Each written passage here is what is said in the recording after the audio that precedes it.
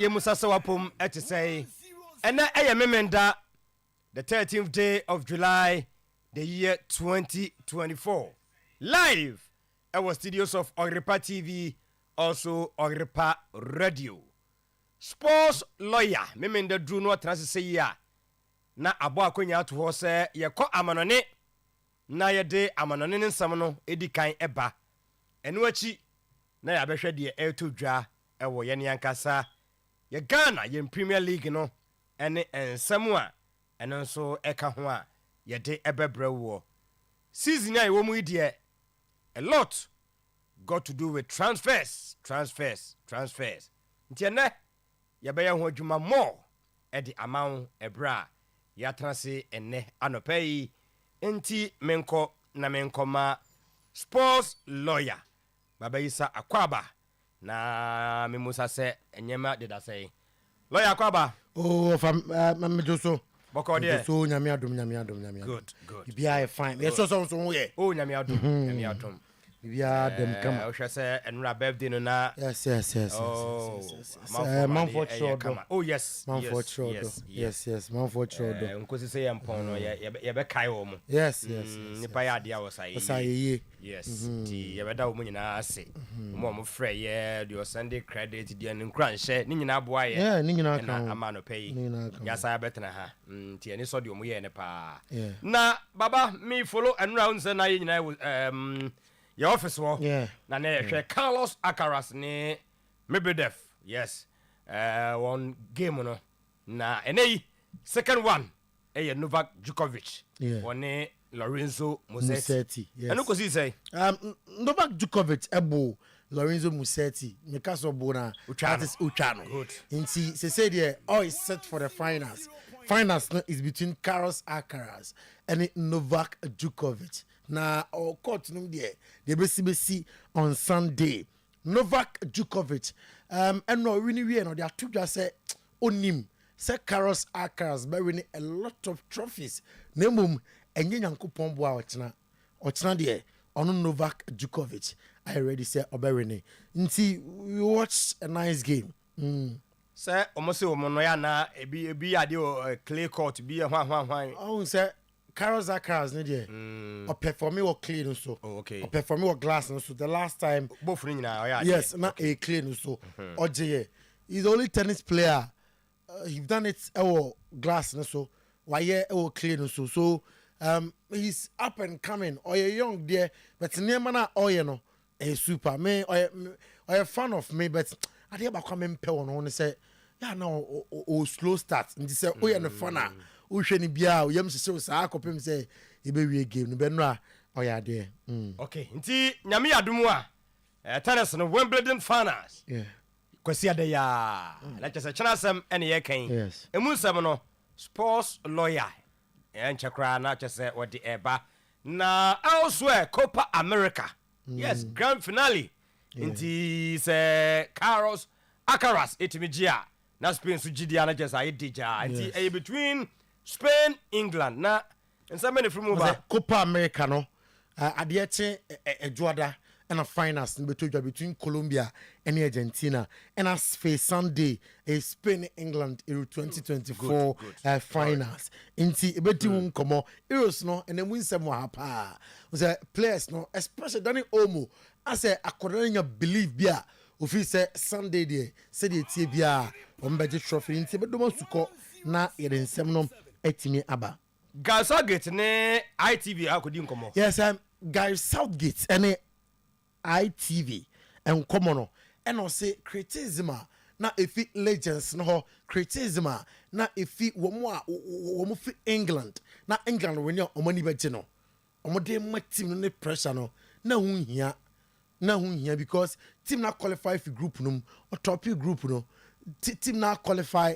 if the quarter finals or the semi final still na man for criticism na hunhia eno ye nsema Guy Southgate e di tudwa enano pay was it we share host nation when fear a big achievement what kaza eno ye Dani Olmo RB Leipzig player no is a city mu nyina do mo agim for Dani Olmo transfer no I say omo share Germany for omo fie na a achievement kese na omo defeat England no and also be achievement nti omo ye prepared for the game omo idea ba kwan ambefa so etime ahye England Nyankopon boa wochina legend for Minoka said Chelsea William Gala o say omunka ka omani na Danny Omono onko timbe o say William Gala na say o believe say Euro 2024 semi-final hero Ole Watkins or ye be perfect signing ama Arsenal on say yaka Ole Watkins asemwa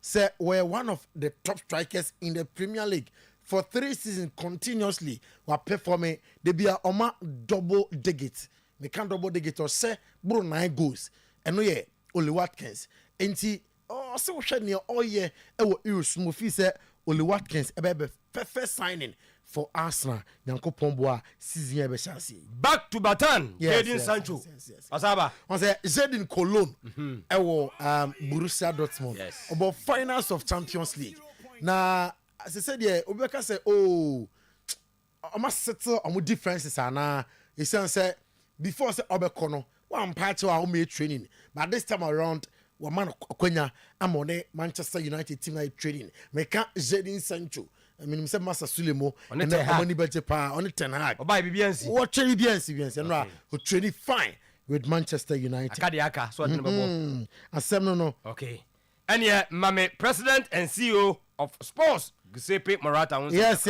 Giuseppe Morata president and CEO of sports and I say Nerazzurri's coach Simeone Inzaghi office obey super or the team be calling him more Nyankopon boa next season last season Ojede Scudetto and Koye our Champions League no why sign a contract at the ama Inter Milan also expecting more if you know Nyankopon boa 2024-2025 season the attitude win a lot and a kahwa sports lawyer baba isa no pay what they are brain right after that let's be about Mbappe okay Mbappe set sales 450% higher than Bellingham.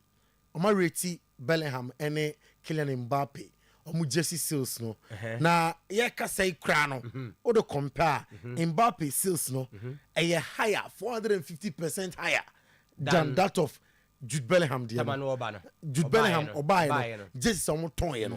O do compare Mbappe dia isisi ade omo to a Mbappe dia no e was 450% more than Jude Bellingham dia no. All differences. Yeah no mun sabe say omo ton say wi a omo gusu ton ana. Oh say Adidas and I say Real Madrid jersey. Good. Nti omo be print ya sign player na wi. You be printing the jerseys near the Kogu Real Madrid stores. Nti omo Kogu Real Madrid stores are no man shall say so say Mbappe jerseys are ready. Wait am be Toby. Nti first day na omo bie ye no and then na me break down nipa 7,000 people yes. And on first day omo toy Adidas for better percentage wom dia ebi so be call Real Madrid ho nti Real Madrid stores no kwade na kasa de wonya bi o dabi no dey say ya moska ya do akan ti so fa ti se bia asante kotoko Ndongani o masani na nke bia ukọ Baba Yara Stadium anasa Adakojache Sports Complex kotoko store na ho no omo sign Ndongani wie ya na mo printing jersey kogu ho no mbe announce yeso ya wie abrante bi fi Congo na obese jersey bia number 4 nti jerseys no ababonte a yeton na nka bia Kumasi first day ya bia Adakojache yeton Ndongani jersey na nipa 7,000 akoto Ndongani jersey ye wie a yemfa no se bia Clementino company and a sponsor Asante Kotoko yemfa THB nisia omo sponsor Asante Kotoko nti THB print kokugu ono ombenya omo percentage je wo nipa na abeto jersey num nti sa na sitie na club no so anya ne de player ne de we atu akanti o oni se Mbappe maame ebe wo presentation ase ni nuanom ebe wo ho o se no ya da ben nyambo Tuesday oni se Mbappe so foundation on one kasankasa tisika to take it e dey ama the foundation no nkura no so mmara no mehwe no presentation ni bi ya say on one request say obepese Zinedine Zidane obeba presentation say nti Zinedine Zidane any other Real Madrid legends no ebe presentation so makase omubedi kan na hia Real Madrid legends no Roberto Carlos no Zinedine Zidane no legends of Madrid omubedi kan na hia edi nkomo before and some pona presentation no etimi abaso Santiago Bernabeu minim say be beat Ronaldo the end they are wait to see on Tuesday if you na etimi beat Ronaldo but name na e kon there and no argument be crowd or say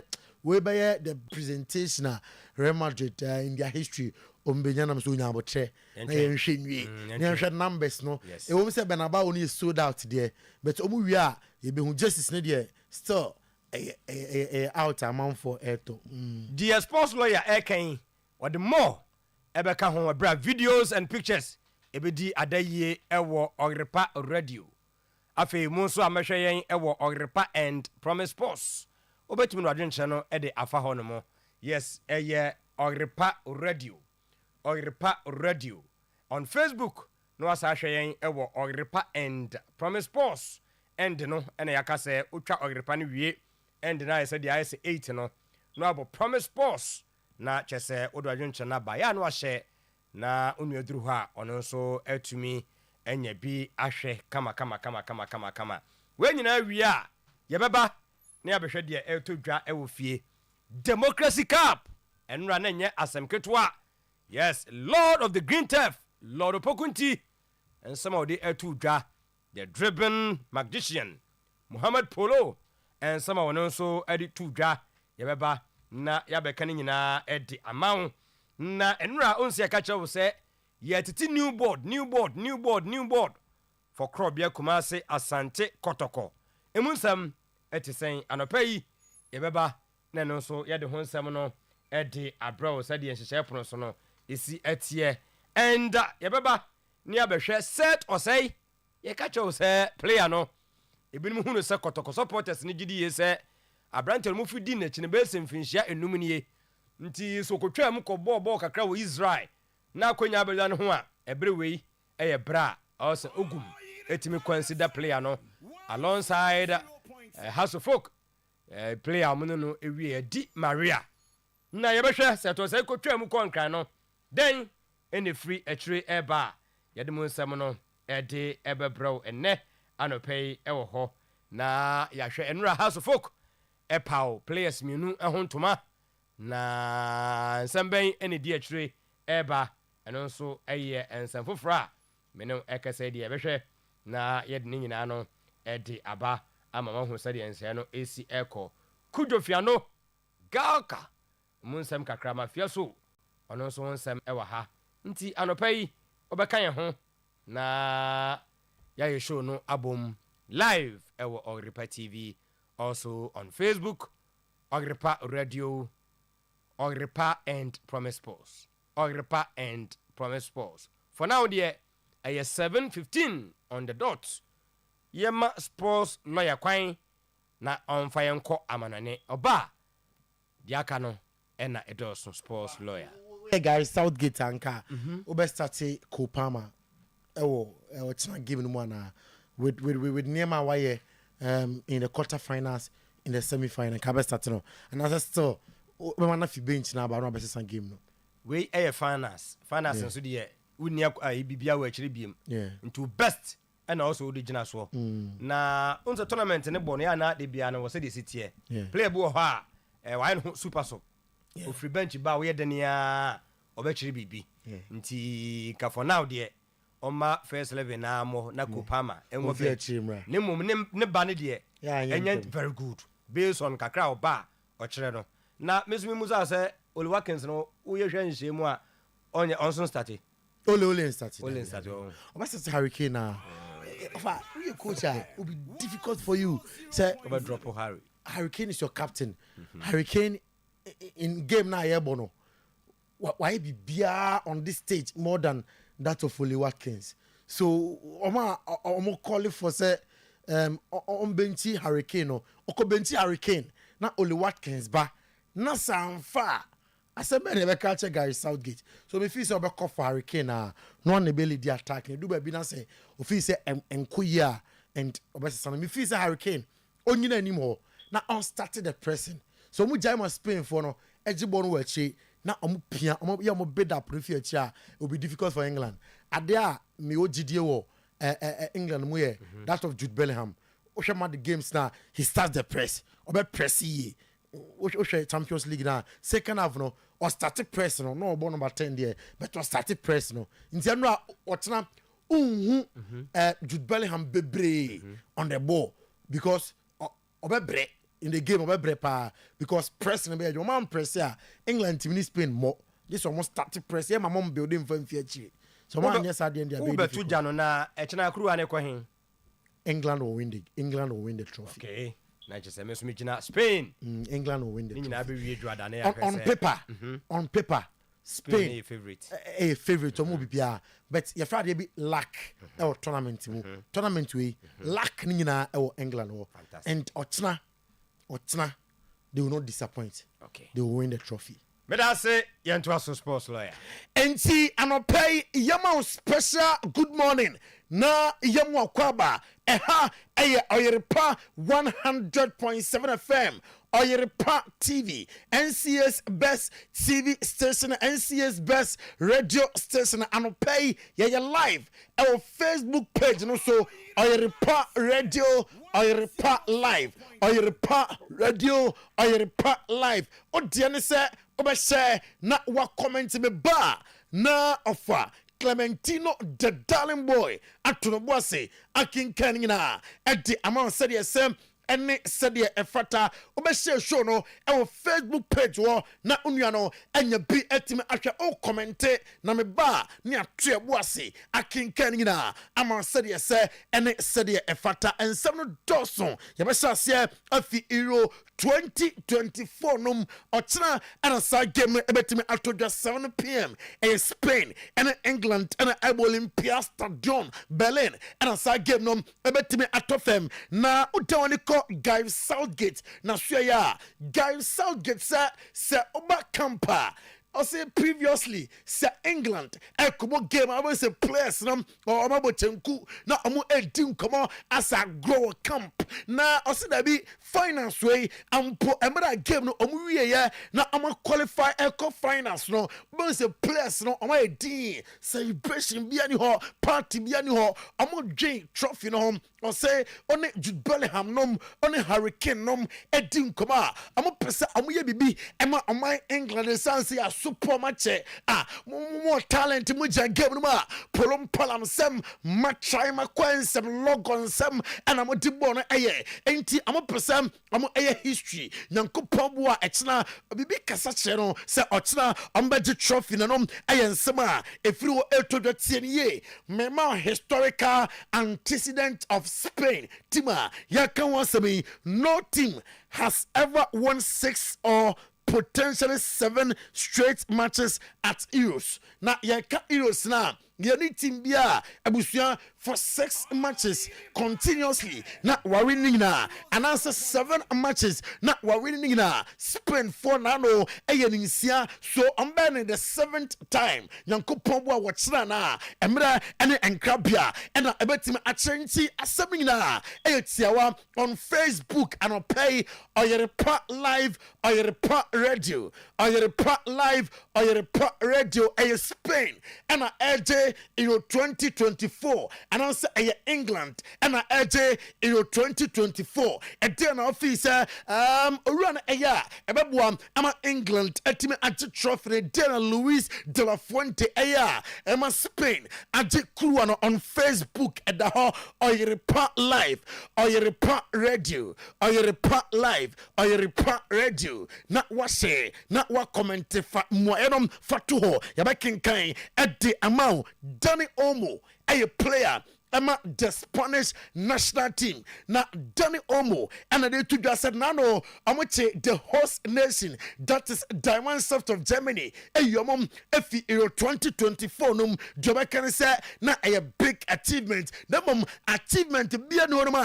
Every time, set finals. Oh, mom, the 3 Lions of England. Nothing. What was so? Etime Asha, the 3 Lions of England. Woman Spain players, no, stack of favorites, no, say, with them, we are favorites. I spent for day. Marina matches, you know, or some nom, a new mutim them. I'm a dear choir faso, abo, game from the start and noir, and at Nanko Pogwa, what's now, Romati Echo game num, and central form, Abusa, Danny Omo, on Golden Boot, no Danny Omo, man for Castle Betty Go King, man for so, goes no soon, was it me? Danny Omo and Pempe and yet go king and I made home make Danny Omo Jamaican was a and it's a mebwam not Felimatmakoye I'm at the Spanish national team. I say oh I'm winning games no way a bit different game cry all together and found and then I say I'm put Unai Simon a goalkeeper and I say I'm a spinner I'm very happy Danny Vivian on Nico Williams and I say Nico Williams tournament obia ho adwuma Nico Williams etime ayem Nico development no etime akoye papa na ono Danny Vivian ontiment ho enkasa Nico Williams team A Nico Williams ebetena Bilbao decisioner Athletic Club Bilbao ene Nico Williams ne ebeteki and won be home onim say our release across na okokotwa release across now for Bessia Kai at the amount na enwachi Danny Vivian Abo Luis de la Fuente abaso or say Luis de la Fuente on him amu plaza on no our camp on start on one titing could be our the youth level and what do among about the senior national team at the Spanish football I say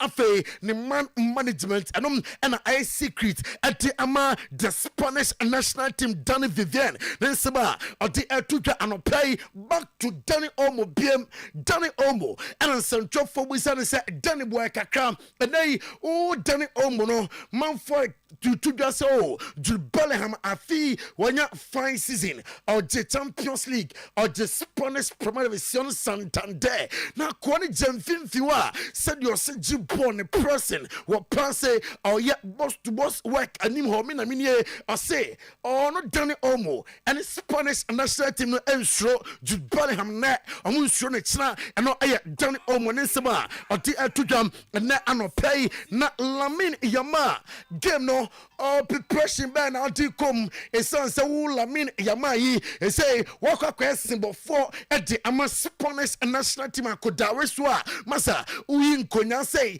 Spanish national team no say no say alkokobo games bi say ya na on share team no videos bebe I relax say ni abusuan be team come on bebo ni video games oba kan kakra or your student tinti some video of the opponent team and you are no on share or corporate so the only no na why the best otinam ngombe dombe pia say enkrumte ebetime akọ ede ama the Spanish national team I mean ko Ole Watkins na so yeah Ole Watkins a striker ama the three lions of England Ole Watkins say ama prepare ye pa na I'm to be disappointed I'm fans no I say semi final game na a difficult na nyamia dom obenya the winner at the Etia Netherlands ama England etime a qualifier or train him say odum for no dum na nyankopon bo a wachina santero obetime asaya biem na fe wash go at the ama the three lions of England na fe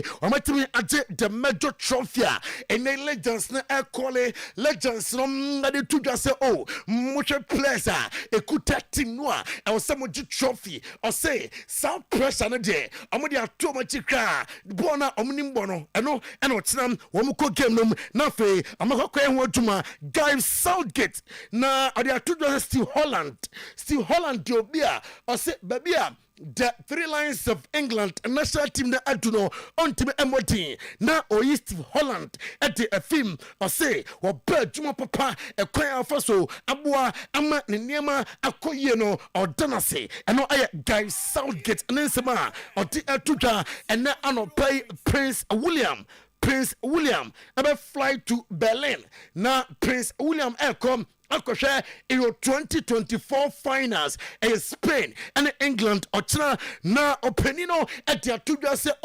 nsɛm bi a wɔsɛ ɔmaka ɛde ɛkyɛ England players no wɔn ne ɔmaka na ɔbɛ happy sɛ ɔmobɛgye trophy no ɔkyena ɛwɔ Berlin wɔn nso ɛwɔ good players ɛno ɛyɛ Prince William ne nsɛm a ɛnapa yi ɔde ɛgya yɛn So Campbell ɛne David James ɔmaka ɛde akyɛ Guy Southgate sɛ nokranie game no a bad day na mom de omunim and say with Jude Bellingham nom with the likes of Harry Kane Cole Palmer no nyabeko ye at the ama the three lines of England nyanko pobua eda echna na So Campbell at the ato Guy Southgate anim say mesrao game no se do 70th minute na yempo de yenya and answer de yenya nyina onye tenjentam Osi Cole Palmer no se ojibona on slow bia obe take it on the passing the long range shot ningina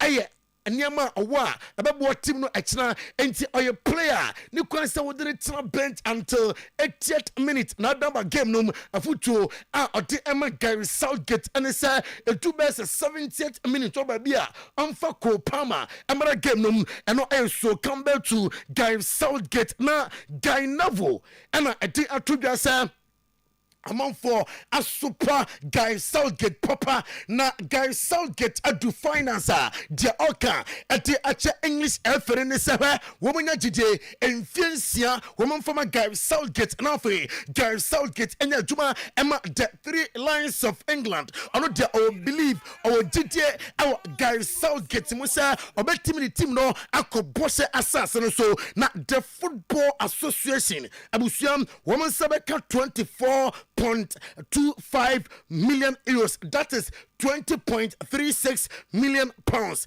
And I prize money set that to be a omutimi aje UEFA Euro 2024 na 24.25 million euros and answer 20.36 million pounds and yesika woman sam ebetimi aka na diamete echemsa omensa kasa sika na and England final payment abusua players no wombe wa musika papa woma promise players na say sika we yan jim fangu ebotomo en konkonkodi dia ya ka chairman na say mun konkonkodi trophy no say mo trophy na yan so yobamba so yeba semoni monyam eno ayensema efiri wo etodwa nano pay live on Oyerepa 100.7 FM Oyerepa efinyame weekend edition of today's sports and on pay you don't some to anim ya live our Facebook page no so Oyerepa live Oyerepa radio Oyerepa live Oyerepa radio now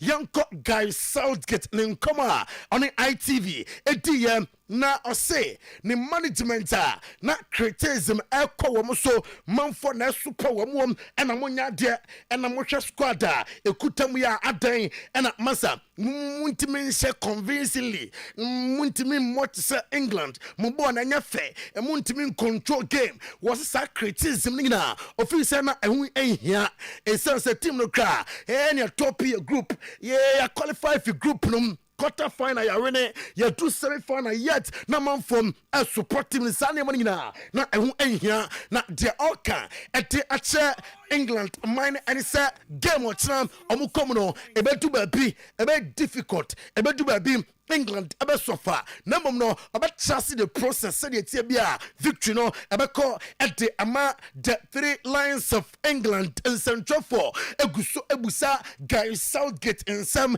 guy way and name man for champions so call for Ole Watkins ebisa I was so call for Harry Kane call Ole Watkins and answer call Harry Kane and on Harry Kane, a captain, Emma the three lions of England. Harry Kane, one of them as 3 goals, Euro 2024.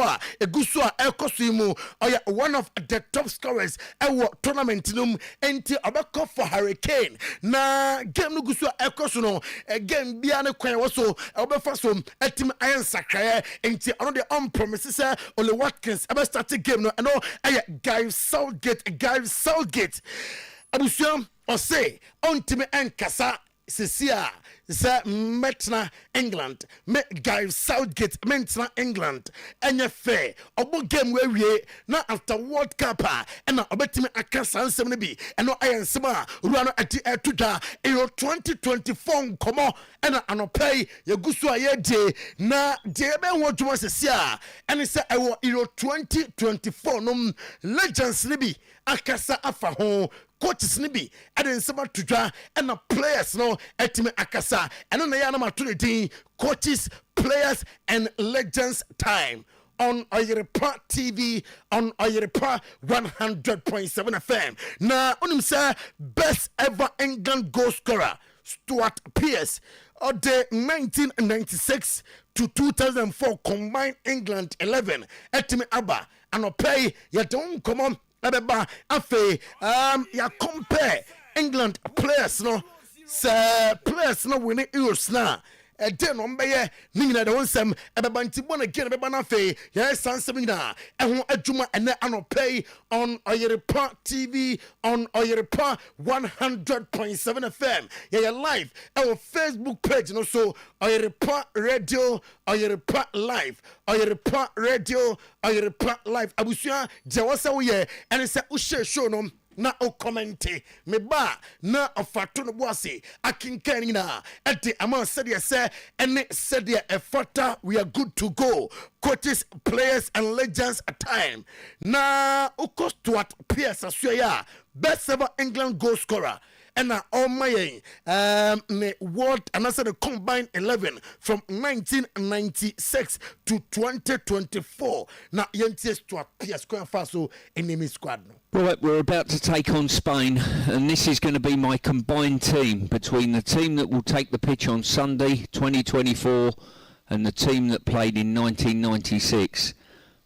This is what I deem as the best combination of the two sides. Goalkeeper wise, tough call, but I think Dave Seaman is the better of the two.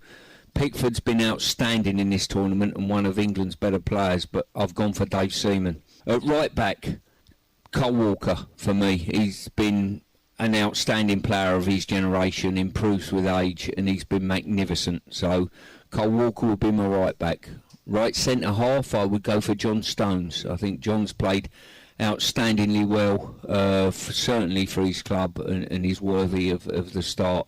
Alongside him, a friend of mine, Tony Adams, an incredible leader of men, come onto the scene at a very, very young age, and he's been a colossus for both club and country, and real passion flows through his veins. Left back, it was either me or Luke Shaw, and I'm not that arrogant, and I think he's a better player than me, and he's an all-round better player than me, so it's Luke Shaw for me. Even though, sadly, I hope I'll get a place on the bench at some stage. I would play two in midfield, the two in midfield alongside each other. One was probably the best player England have ever had, bar Bobby Charlton, and that's Paul Gascoigne. Just an absolute incredible talent and an incredible arrogance on a football pitch in a good way. Alongside him, with his best years way ahead of him as well, but he's contributed so much to football so soon at such a young age, Jude Bellingham. Once again, another young man with good arrogance on a football pitch, backs his own ability. Not been the strongest of tournaments this one round, but he's certainly some talent. In front of them two, I would play another two, which is Foden alongside Sheringham. Teddy Sheringham, a very, very intelligent player, makes other players around him look better. That's the biggest compliment I can play Teddy. Goal scorer as well. Phil Foden, what a talent. 24 years old, once again, probably got another 10 years in the game to be anything he wants to be. Plays for one of the best clubs in the world, on form, and he'll be integral if England are going to be successful on Sunday. He is an outstanding talent. Stuart Pearce, best ever England goal scorer, 1996 and in 2024. England combined 11 and on their team no na I say or describe Jude Bellingham no or say his arrogance on the pitch. Onya good tournament there. Na so niema ekoyen kakra at the emanom. Na England players no akasa se nyankopon boa na amuji Euros no ochna. Niema players no ebeye yentie bi. Mean the world. Just be an incredible achievement. Obviously, we've done great so far to get to this position, but obviously we want to make history and go all the way. So we're really excited. Yeah, it was a bit wild to be fair, because obviously everyone was so buzzing about the goal, and everyone was so excited, and we all ran on the pitch obviously to celebrate with the boys. And I turned around to go sit back on the bench, and then Jimmy Floyd Hasselbank is shouting at me to go and get my shirt on. So I had to get my head in it quickly, and then obviously came on for a couple of minutes, and yeah, it was amazing. I mean, I have to speak to the lads to see what they say, but yeah, I'm going to push for it. Let's see what happens. What would be your backup if they all say no? Just a bit of spray paint in your hair, you know, whatever colour they choose. Just something funky for a team photo. I feel like, it'll go down well. St George's? Yeah, maybe that. We'll have to see. Obviously, I'll have to speak to them. I'll tell you after the final. Okay, so if England win the Euros, what's the tattoo? I'm not too sure, but it'll be a good one. Yeah? Yeah. You must have thought about it. Maybe, but I'll keep it to myself until the end. That's a shame. All right, I'll try and get that out of you over the next few weeks for sure. And no, England players in Sama, what they to draw and I no pay na Conor Gallagher. And I say, I am proud of Juma, Guy Southgate manager, Emma, the 3 lines of England. Why so far? I'm at national team now. Mean the world. Just be an incredible achievement. Obviously, we've done great so far to get to this position, but obviously we want to make history and go all the way. So we're really excited. Yeah, it was a bit wild to be fair, because obviously everyone was so buzzing about the goal, and everyone was so excited, and we all ran on the pitch obviously to celebrate with the boys. And I turned around to go sit back on the bench, and then Jimmy Floyd Hasselbank is shouting at me to go and get my shirt on. So I had to get my head in it quickly, and then obviously came on for a couple of minutes, and yeah, it was amazing. Enti yebefi Conor Gallagher na suye na yako Ole Watkins na suye na osi Lamine Yamal oye generational talent na credit with his age and bona obono oye super Ole on Lamine Yamal. I definitely wasn't preparing for a final, I can tell you that. He's an unbelievable talent. Everyone's seen what he can do. Generational talent. It's not often that you are scoring goals against France in the top corner in the semi-final of the Euros when you're 16. So obviously he's got the world at his feet, and yeah, he's miles ahead of me when I was 16 or 17. And see, I know your Ole Watkins, I say, Osha, I know Ole, I was 16 years. Now to compare to Lamine Yamal. Lamine Yamal is better than I know Ole Watkins. Now, debate we are one thing. Guy Southgate, or your average manager now. Guy Southgate, or your average manager. And I say, on your average manager. And no, and Martin Keown, on Alex Crook, I'm a crash here on the debate, sir. Manager or your average, and answer he's up there. Yense in summer, I'm attitude. Hang on a second. I'm the only person in this bloody room that said England will get to the final. Because you've called him average manager. Because he is an average manager. Called him 4-leaf clover boy for so long. But you're not listening. An average manager won't lift the Euros on Sunday. Well, yeah. Top elite manager. Yeah, they will. In this instance, because he is an average manager, and he has had a situation if where he wins it on Sunday, he'll still be an average manager. Yeah, I think so. Eyes. Average manager with an exceptional. Is that group right, of players. Rennie? I think if you have a poor group of players and a good manager, you won't win anything, or you might get a chance. But ultimately, if you've got an average manager and a good group of players, you will win something. He's got a really good group of players, and I think that if they win on Sunday, he will get the plaudits that he deserves. He'll get his knighthood. He'll get all the things that go with. He's an average manager. I think he's an average manager. Rennie's an average manager if he wins on Sunday. And see, if you're not fair, or the young Ole Watkins, ni go na or say, Emma England a qualify to finance, no, or say, na a super goal. On one kisankasa, or you're happy, say, Onya Sagono, Ole Watkins. Yeah, it's been an unbelievable feeling, to be honest. One that I was, I was taken back by the goal, but also I wasn't shocked that I did that really, because I have full belief in myself. I knew when I was going onto the pitch that I was going to score.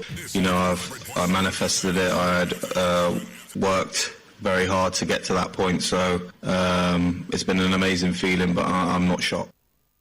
Ole Watkins Nesma of the Tuja, Yabefiona Fe, Yaba Copa America, na Yatwaso, Eti Efriho, Mamin Fan to Vini Jr. or a player, Emma Brazil national team. Na Vini Jr. and I did to just Ukraine or no Wanya tournament.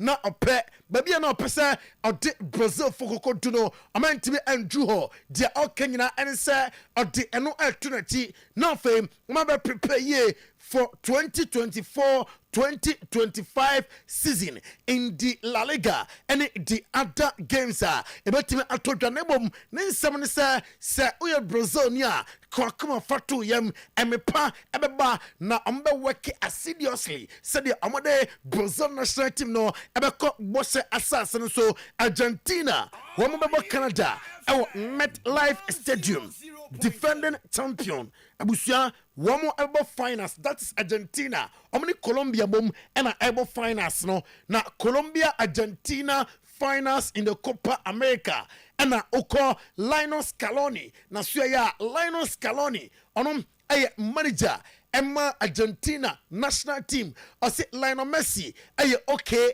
na or come biate say are you ready say abebo edi etia Colombia ono Lionel Scaloni on Ethiopia or say sokoko baby now kasi Colombia for them many exceptional players bia Colombia for no omunye tima womu bia woma defe etim ayotan refi enkofoyi ena Uruguay eti efi Copa America num eti ama prepare pa for the game eno yansba efi Argentina forum asuye etodwa enano pay meko Manchester United womo pre-season num onim say makande achel say omo training enra Manchester United training no na Jadon Sancho our training grounds or your training Emma Manchester United and I pay on Oyerepa TV, on Oyerepa Radio, Oyerepa Live on Facebook. Ebacha training na abusiam Manchester United ayano enra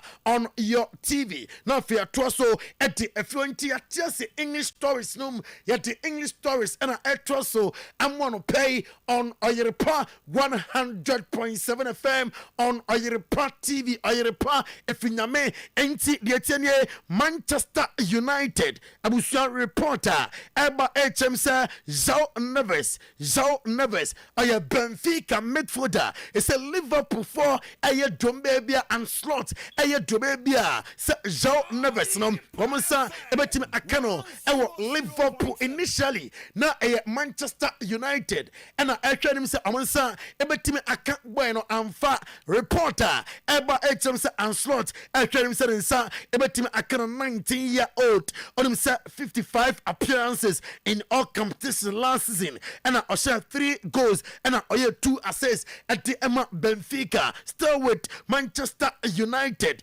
Matthias Delete and Gerard Brantwaite and Lenny Yoro yes Lenny Yoro no woman chomo at the deal for now. Number I'm trying to say Matthias Delete and Gerard Brantwaite no woman sa ebetim akaba akona fe wabaya juma at the Ama Manchester United. Now the meaning is according to inside story and it's Eric Ten Hag there onyaya nanka Delete eba onimnom 24-year-old and he or center back bia on na jumada into bar and can never day na yaka can Jadon Sancho are returning for testing on Wednesday and abusiam acquire testing and I feel assign a training and Emma United and oko loan after loan waba on it Manchester United aya juma Joshua Zexi abusia enfianum contract and abebo ama Manchester United owie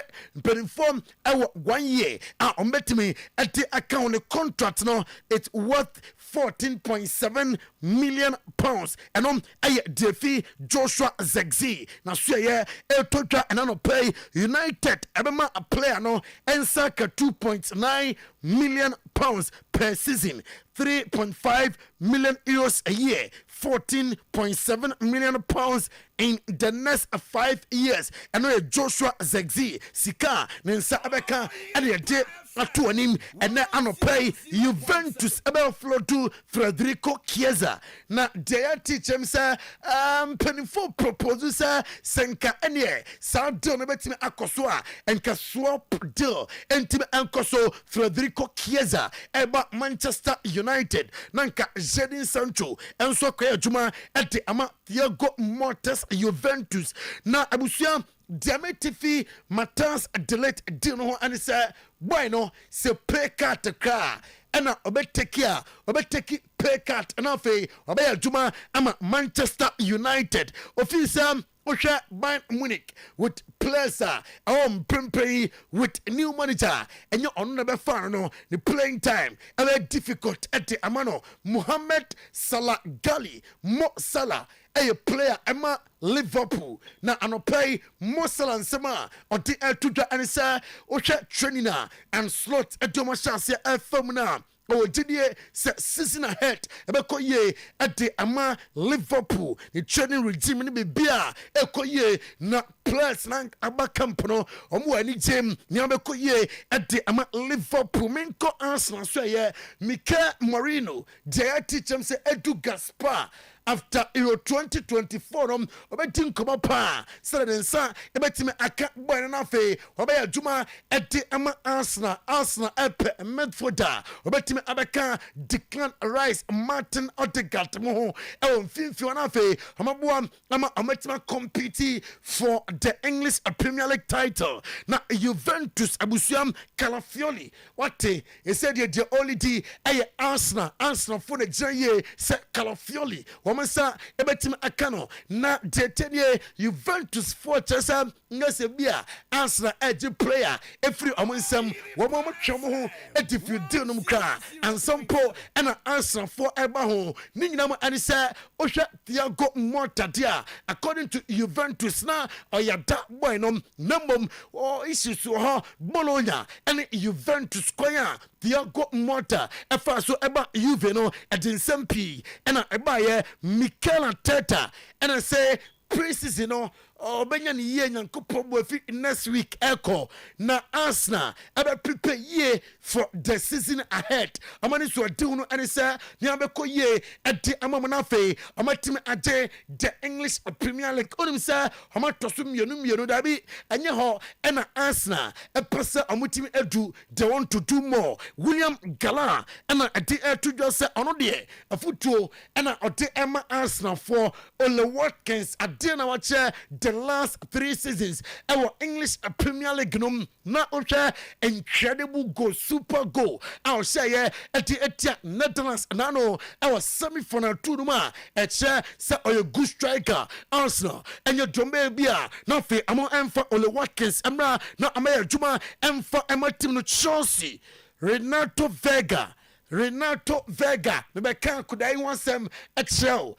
me any videos amount now finally or your player at the Chelsea for a confirm say 20-year-old Renato Vega obey player manager no be here no pa Enzo Maresca the system na abebom ewo Chelsea no abeboa ama enema koye ede ama boy na Renato Vega or say oka 5 different languages English, French, Portuguese, Spanish, and Arabic into language there. And your issues cry. And from England already for the season ahead. Simon Adingra, or your player. Emma Brighton na onimsa Roberto Di Zerbi our GT our Simon Adingra mopa na dia teacher msa washasia eno edin komansa amra na amaya juma and from Olympic Dreamase eno aya reporter ekensa and no pay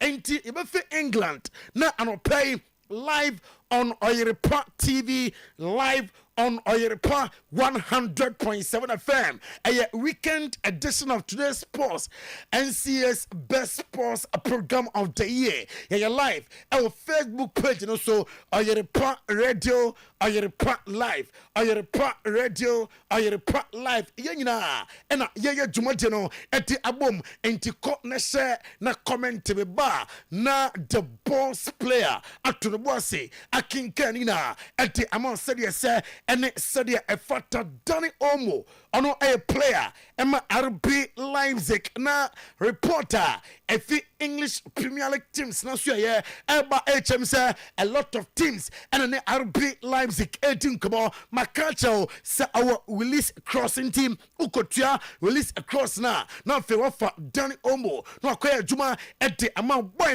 according to report HM say personally say England no beba with his star of play no abepe say on a pep bodola ebetime aya juma eno aya reporter mensa eka at the Danny Omo and Manchester City deal no na mamenko Alejandro Balde na so ye aya basta starlet na reporter mensa eka anopay HM say Alejandro Balde are returning to group training with Hansi Flick and after Barca team no na I say he's looking forward for the season ahead about working hard na new manager na bo it is a open bonu bia bo a deba kope and I was say we I was setting a system and in yama obeye e Barca team no ultimate atiase Juice Kunde I will surprise you say Sports City and na our 3 days after France Euro 2024 no Juice Kunde our Sports City and 24 18 come on na uko Manchester City captain Kawoka na soya report HM say Saudi Pro League clubs no and yabre say Kawoka emra na amaya juma emfa emomo jide say Kawoka ba obetime aboa ama enema koye edi ama wo 34-year-old Kawoka obeka last season ban Munich aye dombe bia senka Kawoka emra na amaya juma emfa emomo no so nyade say etimi esiye na all ali and all itifak Demeti Chemsa Zao Cantelo and then anima yete ati amana Barca force would be pet City force pet and Ali and itifak Demeti Chemsa we are prepared to pay 25 million euros. It's equivalent of 21 million pounds. Now for Manchester City football can be juma ati ama womom Sergio Gomez met my career show. Sir, authoritatively they said yeah was saying at the resource that permanent and assign deal no at the resource that as a permanent deal. Now the 10 year 10 million euros, which is $10.9 million, includes 30% sell on clause and a city at the resource data is a player akwakoya resource data player na uko Phil Foden asya Phil Foden a player City and I say only issues bia sa man for chemsa onya good season ewo Euros num onya good tournament nanso emfa pressure bia emfa nto so o say this city no a different team and a 3 lines of England a different team ono de na niso atu no and say ochna yamo abenum na yes game number na we na enkunimte ono Manchester City winger and after England edia and yansema if you etotwa and na anopay Kylian Mbappe Lotin number 9 set no abusia for abubi manfo tobruta na report nye latest on Kylian Mbappe. Ya say Madrid found the Adidas for say masa muntwa jersey no more. Esan say America kaya jersey no ba bonteno o demand for the jersey. Also enti muntwa bi emfanka La Liga president Javier Tebas and a confirming enra say Barca Amusika Saman Kakra 1-1 Aruno, one betime FM, no fe, Amatime assign players in tea, or say closer, say betime assign Nico Williams, a reporter, Ekensa, and Nano Pay, AC Milan, Aye Jombe Bia, Sir Alvaro Morata, Ebabam, Abe Juma, at the Ama AC Milan, and Komono, Jameti Chemsa, with Irosna, Bueno, Ama Amo GTA, set Yameko Ye, at the Ama woman on Mbappe set, no, Ama compare with Jude Bellingham. Na shirt no komunyan toy endu babia almost sales no or compare with Juju Diana a 450% higher than Emra Jude Bellingham bedu ye na amoton Jesse and no a letters I can say and I don't pay na oko Zao Cancelo na swaya waka eti ache Jorge Mendes enka anodie ne pepa nanka otna eye juma ete ama Bansa according to report and it say Bansa aka Chelsea say Fermin Lopez womo penwa womo enter 29.3 million pounds na Fermin Lopez amefano na onko juma emfa ema Chelsea emra ili na yeni nkomo kakra ewo Italy and no pay Emmanuel Giantirini and eti to just say Federico Chiesa ebetime afri Juve team no a afutuo a odi ema Juve and it said Nico Williams no amon konko fanamra na ameboa ema Juve entime enko emfanko nanim na uko Zao Cancelo na swaya ya tesa Juventus so aye dome bia sa amansa ebetima kana mediamini ni sa Thiago Motta aye fan of the boy Simeone Inzaghi enra and me confirm ema wo say why send contract ewo Inter Milan na Simeone Inzaghi or say a person or a lot of trophy with Inter Milan last season on you happy or just Scudetto na mom na him say about the Champions League and team into this time around, I'm a fighting hard at defender the Scudetto. I'm a fighter say in the Champions League. I'm a cover Simeone Inzaghi Sama or the Eltuga and then I don't pay na what down in our call and some from a Ciro Immobile. Sinanyante say what joining best sectors ebeboa ama ne bonum ema na wiye eno ayen some Ciro Immobile at the Eltuga na Jean-Claire Todibo na Manchester United na amo penopa due to nano UEFA for release amatiba bonte say 2024-2025 with Nice and Manchester United team top player and fan Nice team top player and United ninti ese akonya ba ete ama AC Milan 4 and elite race no Milan wa and mija and no play AS Roma forward Tammy Abraham so me tesa woman and monetary situation set that to be akonya ba ambefa Tammy na fe obesi akan ete ama team no yebefi Italy na fe yako Germany yanya juma kakra our Germany and no play on Oyerepa TV on Oyerepa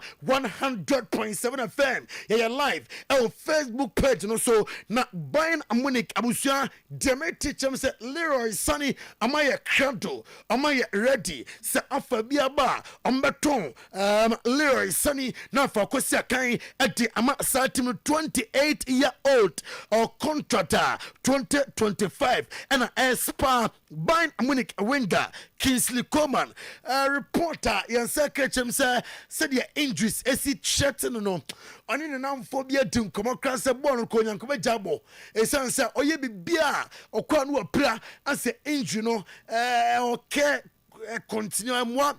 Bono, who to me and confirm him, buying Munich and Nassau Mazrai, and I'll pay their teacher, sir, one gusa amudim come on for Nedate, buying Muniqua, Manuel Neuer, and I say, Nicholas Fulkrug or a super striker, Johuno, our Euro 2024, HS, Uncle so, now on working hard, one of the top strikers, we are saying, NTEF Germany, now and I'll pay your team come on.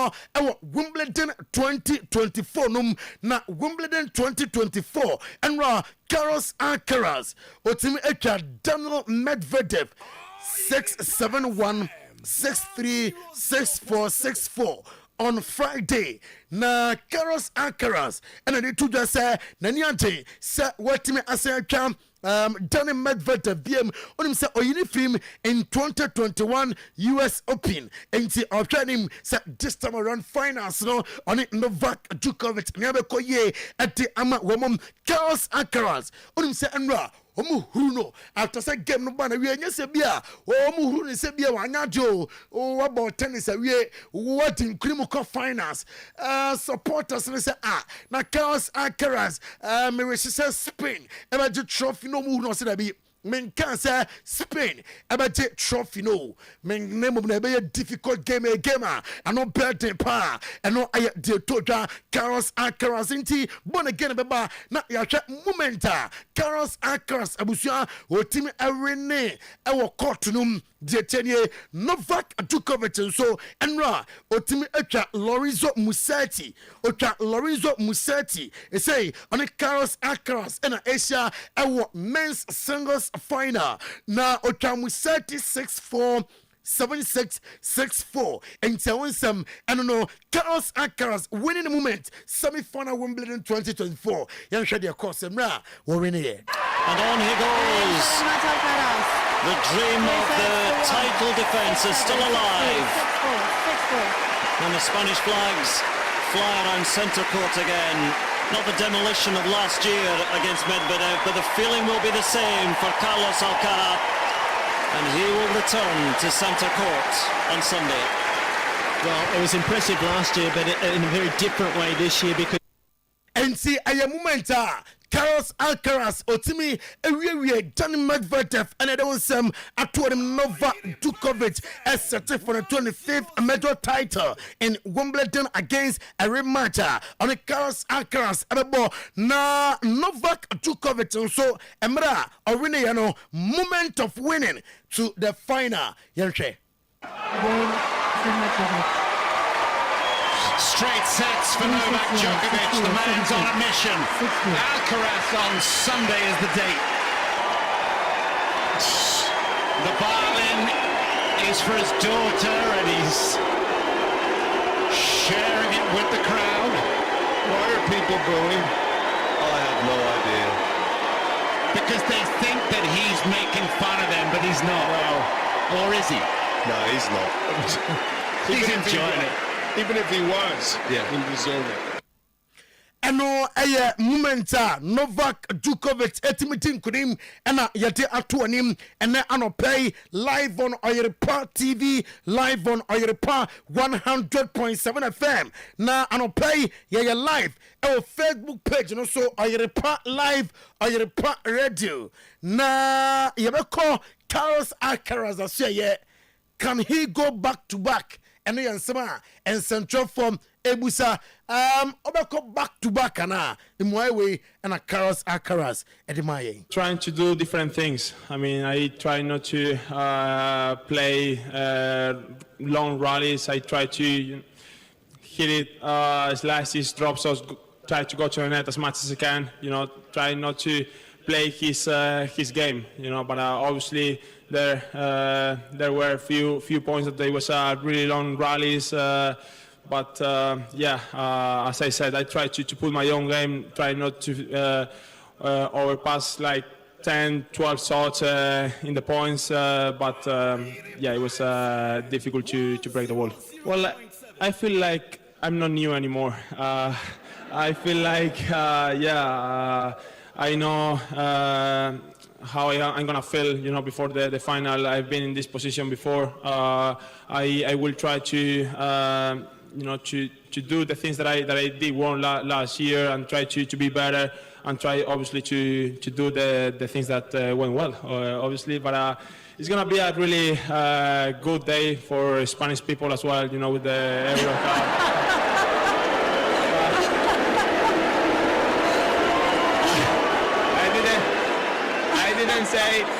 I didn't say Spain is gonna win. I'm just saying that it's gonna be a really, fun day.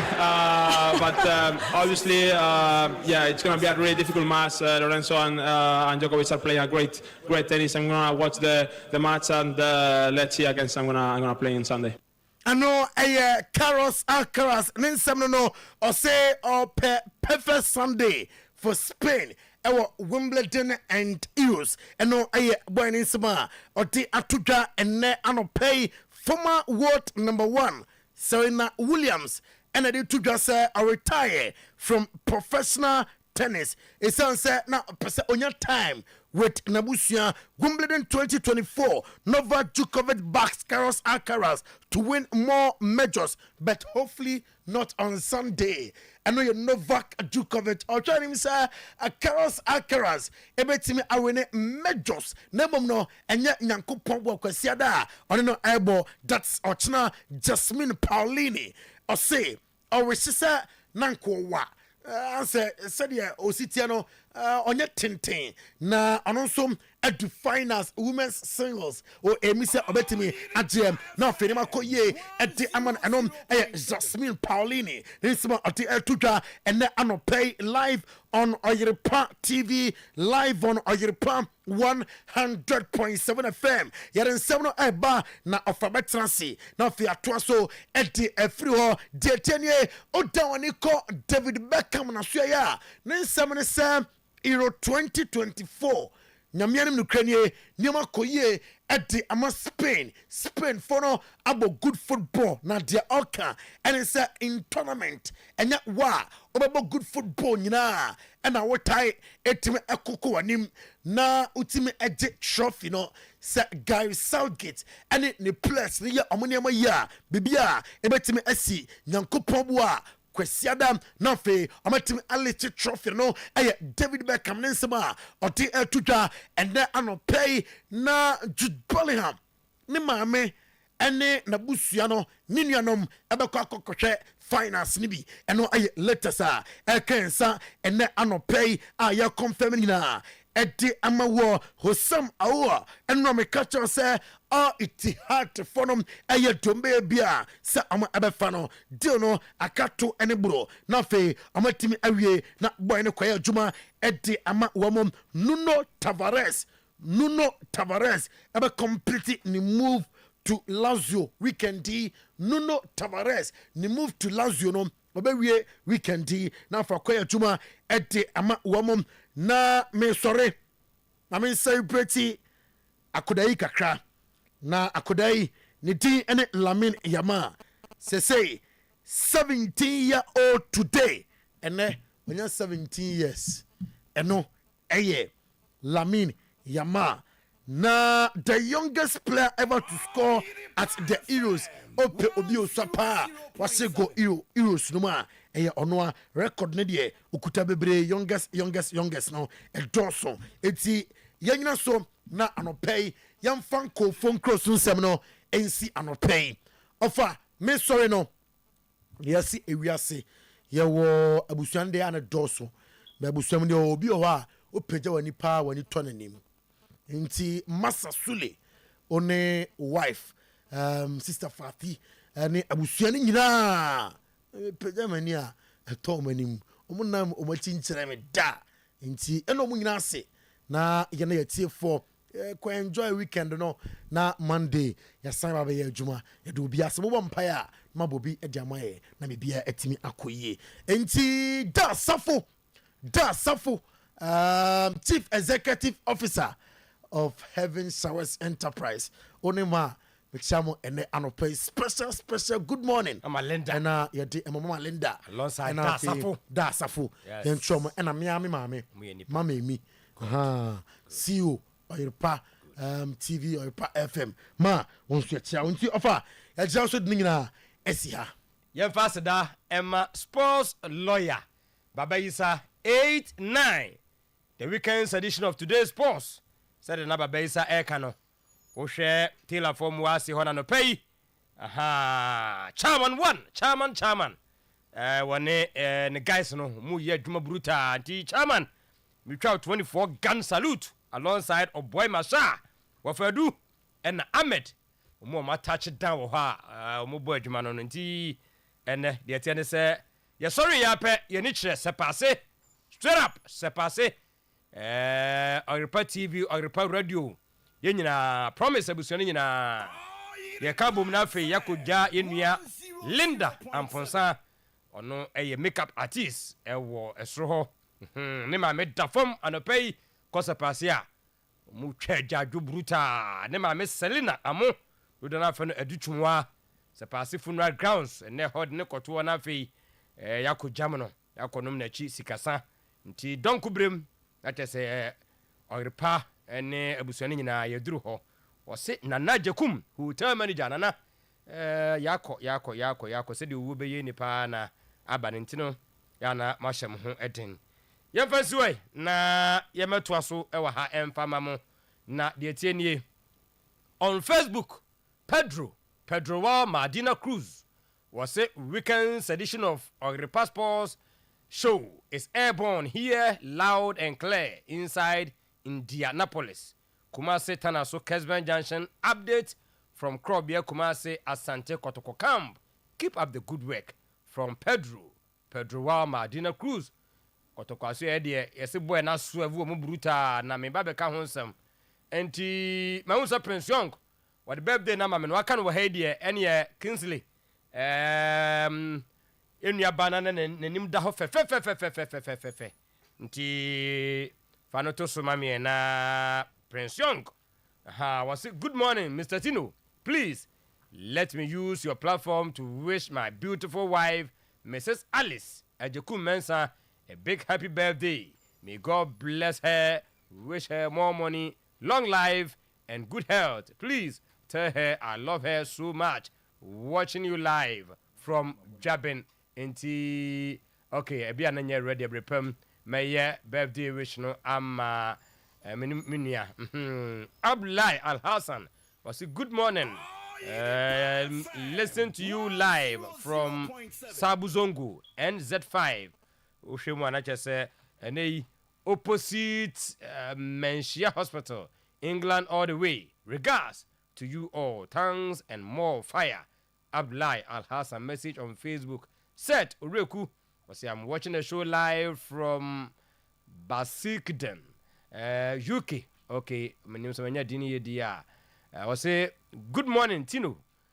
I am rotten for Argentina and England in their respective finals over the weekend. This will be redemption for Bukayo Saka. Good. Nti yabehe say Bukayo Saka. I say hashtag coming home. Greetings to all my friends in Sepe Bokrum. Nedie enono. Yewo Nasku Fufu was watching the show live from Fufu. Nti anopei yenchia Fufu nyina. Apia Kofi. And also SA AP Japan live in Japan here. Second half Japan versus Ghana. Women's soccer team 3-0 match is still in progress. Inti yebeshe na yedi update ni nyina no edi ebeba. Was Japan 4 was it 4-0? Yes, match is still in progress. Inti apia Kofi ye monitor pa yeda so monitor. Malam Iniesta watching the show live from Efidiasi Zongo. Efidiasi Asokori Zongo inside Malam Iniesta Enterprise. Good. Pempe Ajimai. Was a good morning. Listening to you live. University of Energy, Energy of Energy and Natural Resource. Sunyane. Ho. And I was saying every Renford Owusu Sechere was watching you live from Twickenham. Hey, Zame, Twickenham. Na Twickenham. Wow. Okay. Renford Owusu Sechere. The two boy are on 20 Pedro Udi and Madika Shwe. Ade Emmanuel was say great morning, Mr. Champion host. I'm watching the show live from Anguyankwanta, England. We'll win by a lone goal against Spain tomorrow. My special greetings to all church members of Revival Baptist Church inside Anguyankwanta. Keep up the good work. Shalom. Okay. Yemfa insiwe na yenkomra na yepa na chese yaba abetua so eho enomontino mame enyewe no na yegyatisimu a na chese yensan yechi ebiem good na yekoye nimu anesa enti mahu se menua osai akotokanu yes osai abesra yen kama Danger Man is also here See, you might have here to talk. Say, Baba, they know what on is exe. Okay. Musha sentem. Mutu Biafra. And it's just from to in France. Okay. I mean, your birthday wish here was say happy birthday to Mrs. Alice J. Mensa. Mrs. Alice J. Mensa. O Kenya say, Juma as Human Resource Manager, Stroke Office Administrator at Minerals Commission, Kenya State District Office. Hona Juma. We every Ukraine fan say Mr. Prince Ajeku Mensa, Ministry of Information. Nti Prince Young. Ne adie nyina and do papa bia on fancy from kra. And then they celebrating on Mrs. Alice J. Mensa, Kenya State Human Resource Manager, Stroke Office Administrator. Ewo Minerals Commission, Kenya State District Office. Nti uknu Mr. Prince J. Mensa, Ministry of Information. Wase yemfa kunya so na yenchese odo pa nyamemfa infinibi enka mfie memfa we na yenko. Happy birthday goes to Jennifer Bodi. Jennifer Bodi or SIC Insurance. Adum we every oreku. God bless you. Okay, inti mama yemfansi way na me nkoma mabedwa fo no akwaba. Danger. Boko there. Oh, nyameda Roma. Nyameda Roma. Miminda edubiem. Okay. Hwa wo ne isami nyina mo hye mo de me so me hye. Me ha na gukan mu. Egum. Say dem mo nante ende ya na boa wo. Mutimi de gum ye de ende ya. Atetaro ho sa. Ene no you loaded. Me wo engagement wedding ye. Enti ese o fa ni nyina ase kakra. Engagement wedding. Ye. Ye na first. Ye fi ha na ya fa engagement na se kakra na ya kwa yi na ya fa ya ba wedding no because wedding no e dig ma bebre wo hono nti no okay you okay no ma kai wedding spend a lot of time okay wo hono nti em se na be kwa akoye na o chana so na ejajima ma de no so de no so akwa hyehyɛ so jimaima anu ye hemfa no Kentin Chrono Kent ya pon asori ana nso ya tie se ebe kwa akohwe ho na ja ho so ya be nti weekend dey e loaded e packed Osai akwaba oh boss me so na boko there na me adumo related happy birthday so oh thank you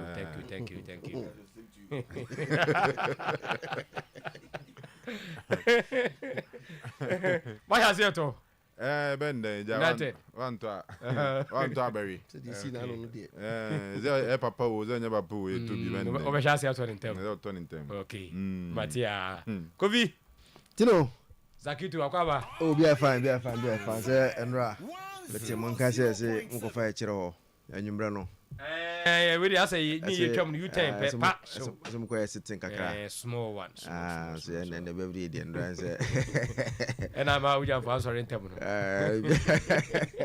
so on dey say oh like mko light but on dey go obemiem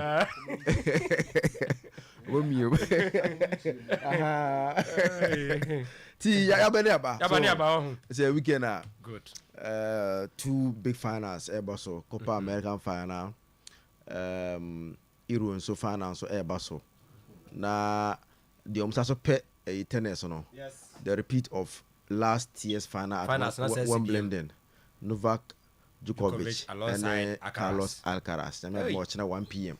and it's a match was a big game and so honum no ti ya no mbo no tambe watch dey na 1 p.m. 1 p.m. ntombo ba call 5 set mpo ma wie na say be 6 honum na am wie na say to aso akobo Euro finals no senra Alcaraz anu ko pa kakra tama wie ya o guarantee no o say is wishing all Spanish the best. Okay. He's hoping all Spanish, something like that, have a good day. Or Spanish. And Spain born England. Yes. So 1 million is born in England. So and think we are fine on the party and Alcaraz ebenya more fans because now Djokovic I can be actually in like supporters mostly who are English. Yeah. All born around 16th no. Ano mko huru no. So yes. Oba no mu huru no kono mo support the other opponent. I don't know mu huru no. Until we en ni anje. Ono ka bi man o mo say ɔno no experienced guy do mu yɛ no ɔnya no hwee nti ɔkeka bi kyerɛ ɔmo anti nka ɔhwɛ anka Final nka Akaras bɛnya more fans ɛna ndɔ Akaras so no nia je o make speech and ɔka so he is wishing say all Spanish so involved have a very good day and I'm say hey na yes but what asma be jina aka ni nto ho ano so e fast change na no man ka say Spain be show man ka Spain be show wala be so ro dara lo yen kama when you know I think say the final will be big one because Akaras first Grand Slam no Djokovic no obo no share no o eje the same court so waje 3 he's the only youngest what me aje Grand Slam no on all the courts. Clay. Wajini clay so wajini grass, wajini hard court. Wow. Wajini na so. And onona Djokovic born we no say even though he has met Rafa Nadal, wabo Roger Federer, wabo all the guys now more no, but he has never met a tennis player like Carlos Alcaraz. Home na me ko danger omra na enkomo no be de tennis nkofo epeso mu enjoy. Joe e wo DVLA. After branch no ono no mfa tennis ni nsi form nti ompese omu ha ho ne ekọ danger ofa asemi am TD e kotoko supporters e be yo mu de no akwa no ya so avu omu wa wi kra nya wa wi ho ne o yempo nye so ya ye ma me mfa o yempo aso na bu ka so ya ye dia na se o juju nkofo bu keke e no me se prince yongo ka se coach na sign and come demonstration tia we de boy ni mum na aye sa wo okay ma me ntio enti ofa say na so yi bi afi kwam de ka ma me kwana mi nyi oba ku die na say oba ku is special one in my life tisi mu ene enti no special happy birthday enkoma madam na Miss Lady Ade AK Obaku na birthday ne Obaku sika no Obaku special Obaku na mu no Steve Asabaku in ba Obaku ankasa ase ha no Obaku sika no and then the birthday Obaku no Obaba ho ofasa pese we see form a we dey ka kire me we ye obi bia wi na me do be ko Obaku me Obaku dey say me ko no Obaku su dia unya storm ne ho no dia I would say yes and me birthday ni ben yo enti we kra no wutimi ye wo reverse ne ketua bi me ne betimi dia bom e na Obaku no bibia wo pe bia wo bi bibia wo pe bia ade bia pese wo ye ma bia wo betimi aye Obako so wo du ba ko da krada Obaku dia international and the birthday enti na ye wow and na ye Obaku birthday special happy birthday to Lydia Ade aka Obaku bona gesi en fane nka ho so na de to so was on the to so nti en fane ka bon Obaku de mensuru Obaku bia ye de beko ho bia no ono we ye an aficionado of this program and we are a friend of this station okay so what I say nti ono no say unya fi akọ no nko ade a Oshe de njama ye pa okay no and there me a made one dance ade you who film ade ya me ya ne say that day no me de njama na ko ne oji stew no nkwan e bia nke ni na bi ka ho wow oji stew no nkwan and what no heard pampa e tinge bia say zakito una uja no kwan tin nka also kakra be jimu ye mfi me enti na ho dade oh some de me ko to ade we ni e o DJ mo bi bi bia so na mo kra so de jama je nkwan ne stew ya mam so enti Obaku na de Obaku special bon for Obaku san to so last one said wo fa ye nyina for be province for me wo so wo de wo Jasper madam for we say we so nkoma Josephine your friend Ata and oni ni nua be ma Ata na Josephine was Santase and na Joseph enso so ewo Krofrum Joseph so your friend Misty o say o mi no so no na ye Ata ni Ata so birthday so reku dey why what the man no ma wo no man fa to so dey tie mu na so dey atoto ko na ye simu akwa o mu ni Josephine Atani na ba no Atani okay Joseph Krofrum na Josephine was Santase it special happy birthday nkoma o so enti ofa on the wings of that no say o makwan afi na yemebiem enti no set Osai deceives Safu Jamfi and Kotoko dribbles House of Folk and ready to sign for Simba in Tanzania. Kotoko supporters angry with him for telling some people he simply don't want to play in Ghana football again. Now, I don't know this Safudine, but Safudine because the player named guy back could be a mobile. Actually, what in who for him? Sa. Hey, din. Saforo. Din. They say do baby no. So we the ordinary France buy no. No, they. Na esa less body ko to Safo ni mi say. Sata said the so say. Wan fa ho animu a enye ye into wasan so de ne ho baji ntimi. Edu baby na me ensa ni nyina no Safo ka ho na no mo drive. But why deceive? Some so kwa Accra ba na den na ma na. Oh. Say on 2 year cry Tanzania there's went to an pana on flight into say but and set to say may fly to Tanzania. Set to say. And set to say. And set to say. Moka so kon kan ya ba no na. Say won say kire you o moka so nti and me frɛ. Me nipa na o kan o mo ye deal no ho no. Ebusa na say set to say how far was message abekwa yi. Afa ni trim ama wo ye no ho hwe enye yi.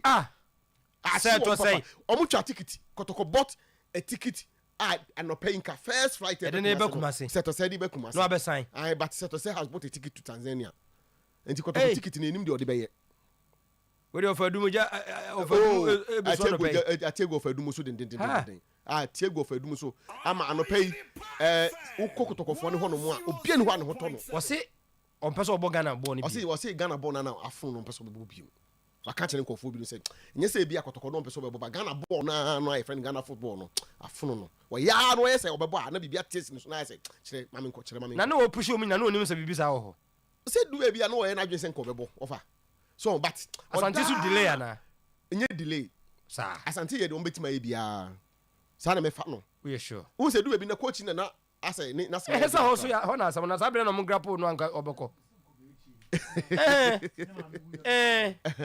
Eti offer set to say wa swerve wa deceive and wa dribble and wa ni nyina akọ. Swerve, deceive and the dribbling so our be mu a ezo so eno nti no. O de ye ba be ye ho adwuma yenko enim. Accra House of Folk is the best club in Ghana. It's the only professional club with the best facilities. Wow! Asamoah Boateng screams. Or the wow no try to. No crowd the starting or the wow no starting. Wow. Wow. What's it who be that? Quoting or paraphrasing? Oh, that be offer. Quoting wow is yet paraphrasing. Oh, that be something catchy answer na. Offer. What's it wow? Well rap be man what's what? My ball football Ghana ha call baby a team bien who facility set as of train mintie no why danger na kasa no. I think Ghana here, I don't know. So far, what I've seen, House of Folk is the best club which has all the facilities that a professional club should have. I think Ghana here, I don't know. So far, what I've seen, House of Folk is the best club which has all the facilities that a professional club should have. But for some ntwa wa na mo. Me di end wow no. Wow no. Samia we dey some mum na ntwa. Wow. Ebia na Samia mpe ho no. So, wow. And now so man let me say me use ho no. Come let na ko be. O dey say I said anu kwa dey asem no. Say wo mu dia wow. When you are wowed by something. You say adibi ye wo nwan na I say sometimes you to me say oh kwa wo hia girl bi so wow. No ni. When I done it no. Wow. Na okwa medicals no. To we ya call na wakọ pobi man na okọ secretariat ho na makọ new one na spring up no na we need na ko wait center we just wow this is Accra House of Folk. What facilities there Ghana had there sune obi ani ho to be true for say aka park na so doctor na we no medical pambo no to we there we are in yentisa asem bi won medicals ho say na ni ba bi say na ni ba bi say how dey na beti oh na say na no nkofo ye medicals we na asma ko ba ya go anyway. Benjamin Asari finally storms Pobi Mine, now set to sign 2 or 3 years medical book already.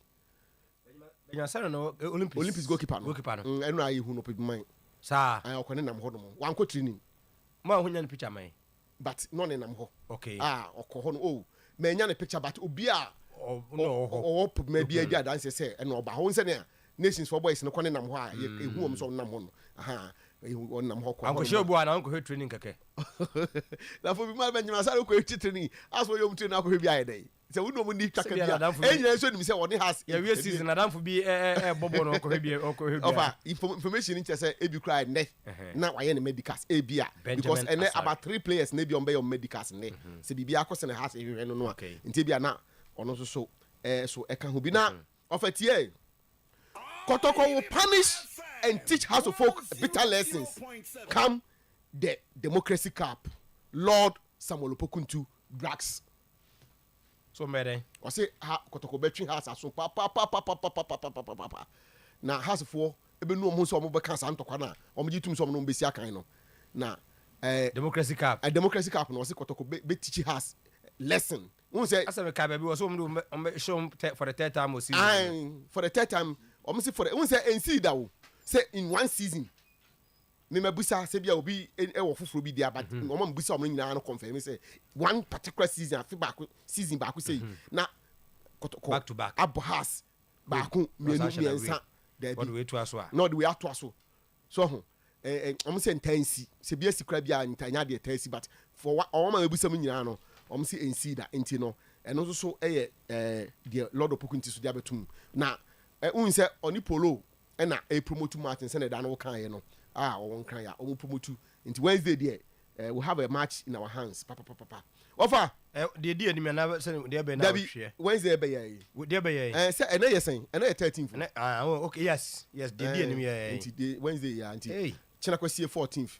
Juada 15th Brother 16th na Tanzanian players 11 member body over Asante bebo so o ma wie Sudan for me no say na ni players 9 or 10 say ba ko ayin ma depend no but you were hide there Congo ni so wa hide there obi be him so mgu so o mo ya nkodu say bi kra Wednesday no na ebia bia beka ho so say nyese to say na bia ko be yakoba say ka ono so nko start training ano no so na akwakoba into of our last one ni Ibrahim Salifu Di Maria also dodged Kotoko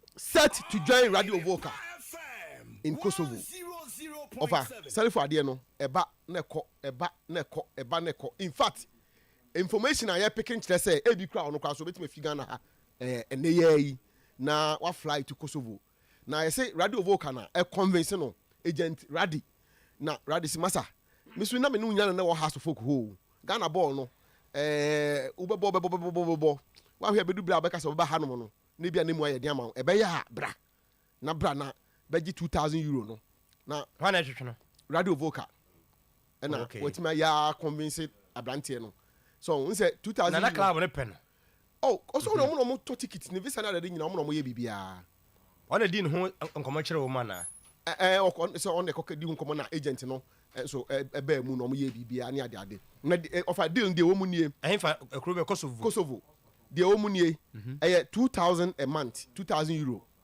but no signing on fee ena ono ana betua ne danka ono aso na beto na dua ne edi ade the last time kai de na I don't know it is a deal am de ma no na say na club ya no high diamond player o club ya no high diamond player o music no so €2,000 the Ghana cedi mo be na me say abroche osan na we are on high diamond kwatra wo ona better of Manchester United we conform mo boa no mo convert into cedis okay na say o spend ya boso no kakra be bia be 150 million bi de o de beto ba bi na say boso mi bia otimi save 150 million na say ofo say o be ko na ni na as against Kotoko deal no for what I am told nenam 6,000 there about okay boso mi so bahan won say Kotoko no ya ka winning bonuses ne other things na ka won tua dan so ka na Kotoko some say pass your breakfast ne anoma no nti na ka bia nka no so be solve bi kakra de but o ye pros and cons no ohun ni say Kosovo no mo no be bo asen Ghana nti ono so for what we are hearing e bia na no pay kra na wapagye ne mu a na okwa ne sa mamintie Lord of the Green Turf wia na mako osei ho na me de Zach ato aso na ya beto aso ho Kotoko has. They call 3 times. Ya share 2 akabako. Ne so ye vese mu da be no betima be sa record ni bi against ye. And intina Kotoko ni able top players no. This time ye nyet to say last year no. The top quality players. Player Ujina Park so no akwa we there. And na min child asabe share ye no has. E wa Accra Sports Stadium. Accra Sports Kotoko home. Intina ye ba no. In the first phase ye the who to has for no so. Because only him say Kotoko ba home. And I believe say match we may bomb pie. The advice to supporters from line numbers and the new recruitment players now. You do maba. My mouse now be me left footed. Near mommy pass if you have I'll somebody left to control. Maybe I'm the right in the move. Somebody right no control. Oben say be delay me kakra because me nine right no control no. Left to be zero and sign a right na sa fabo no. Okay delay kakra. And sign ma we nyina no. I'll say develop and kwala no tare yet started through more sad. And who say or control ball no pass here very clear. The pass for the Omundi match with you. Even make sure say you bury has and Pina me has for record be against Koto which is 4-0. And send has for Omono Adino. Kumasi Kuran Kakrebi on Omujina so Mukasa Urade Omanu Babu. And da me can say also Kotokoya Dibi. Even of late and Sako da has for so Nija Omo Miss Urade the players who say your 4B or on more city. See no folks see because you need the cash. Etini se ko 5 eno de nanki asare but 3 no de no so de baba ye hallmark says I show me 3 times etini ko supporters mo me share de no ama mo who say so e supporting busy the whole Ghana. Well, Lord Opokunti Democracy Cup on Wednesday and now what is Nigeria neighbors here a job well pa what be a house home. I see you use your mouth to do your body better. Why TBI has a papa? Na say na na provoke has for no. Who's have no money abreko. Zaku na bo say had you na wa. Also no legend chere e bi also gi ball to left here. For left in the contra na. Also no you lefty. Enti say we left there. Say ball no ba. Na say o the left ni gia. Now the right no aye movement. So what the right card the left na jato. Now asana the right abe fa. Ama okama o the right na gina ye. Na makwa mo wetima ye movement. So why there is now the left right no mumu kokoje a. Ebe to left no so a. Ekoji ball no wi a. Ebe delay movement no because we be take step at say wo san dey. The oya fast one the cafe no je. Most left-footed players no. Ah no on right no. Abare. And share the name for. Yeah. Any for some people more. Omo no they are not like the right-footers no. Right footer, same thing. Me ball left, like normal. Yes, that and yes, me right, no. But I can kick anywhere with my left. But most left-footed players, no. We 10 age na wa. Ebi abaku pen na right no bit me use. You know wa, even top stars, even Messi doesn't right na for so bien so. You understand? Etiana omono they use their left no more. Yeah, sure. Bank of football party. The leg used to control football no. It depends on where the ball is coming from. So it depends on where the ball is coming from. And I will use you leg no. You know, for example, Tino say ujina na ball no free.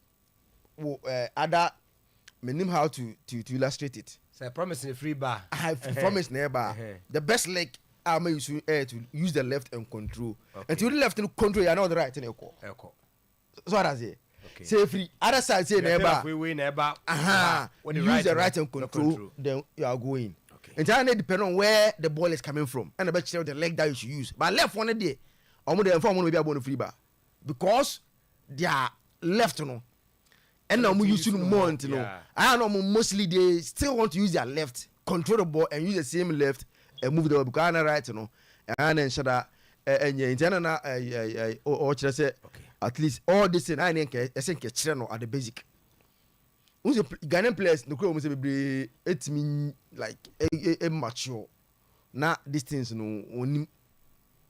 Anti ball control so one who ball control the most important aspect of the game. Yeah. Until ball control ball be na 50-50. But ball there I'm an opponent no. Ball they control yes ball down no. Until oppressive pa because of how you control the ball no. Ball down no until ontimi nya hwe. But control ball no time be ball no be 50-50 ah. opponent to be pressing you say on me say one oh boy they say the ma wa ekwa Jeffrey nsem. And these are things that I think say if you're able to you at the basic now to be able to players no so I hey obi say set enko ba bia o hey cause of that through video sa wo so do one to me okay o say ye ntwa fa kakra mra na ye metinsim akwaba so oh nyam je so biem so oboko de yeah fine Euro na said yeah ai mu bia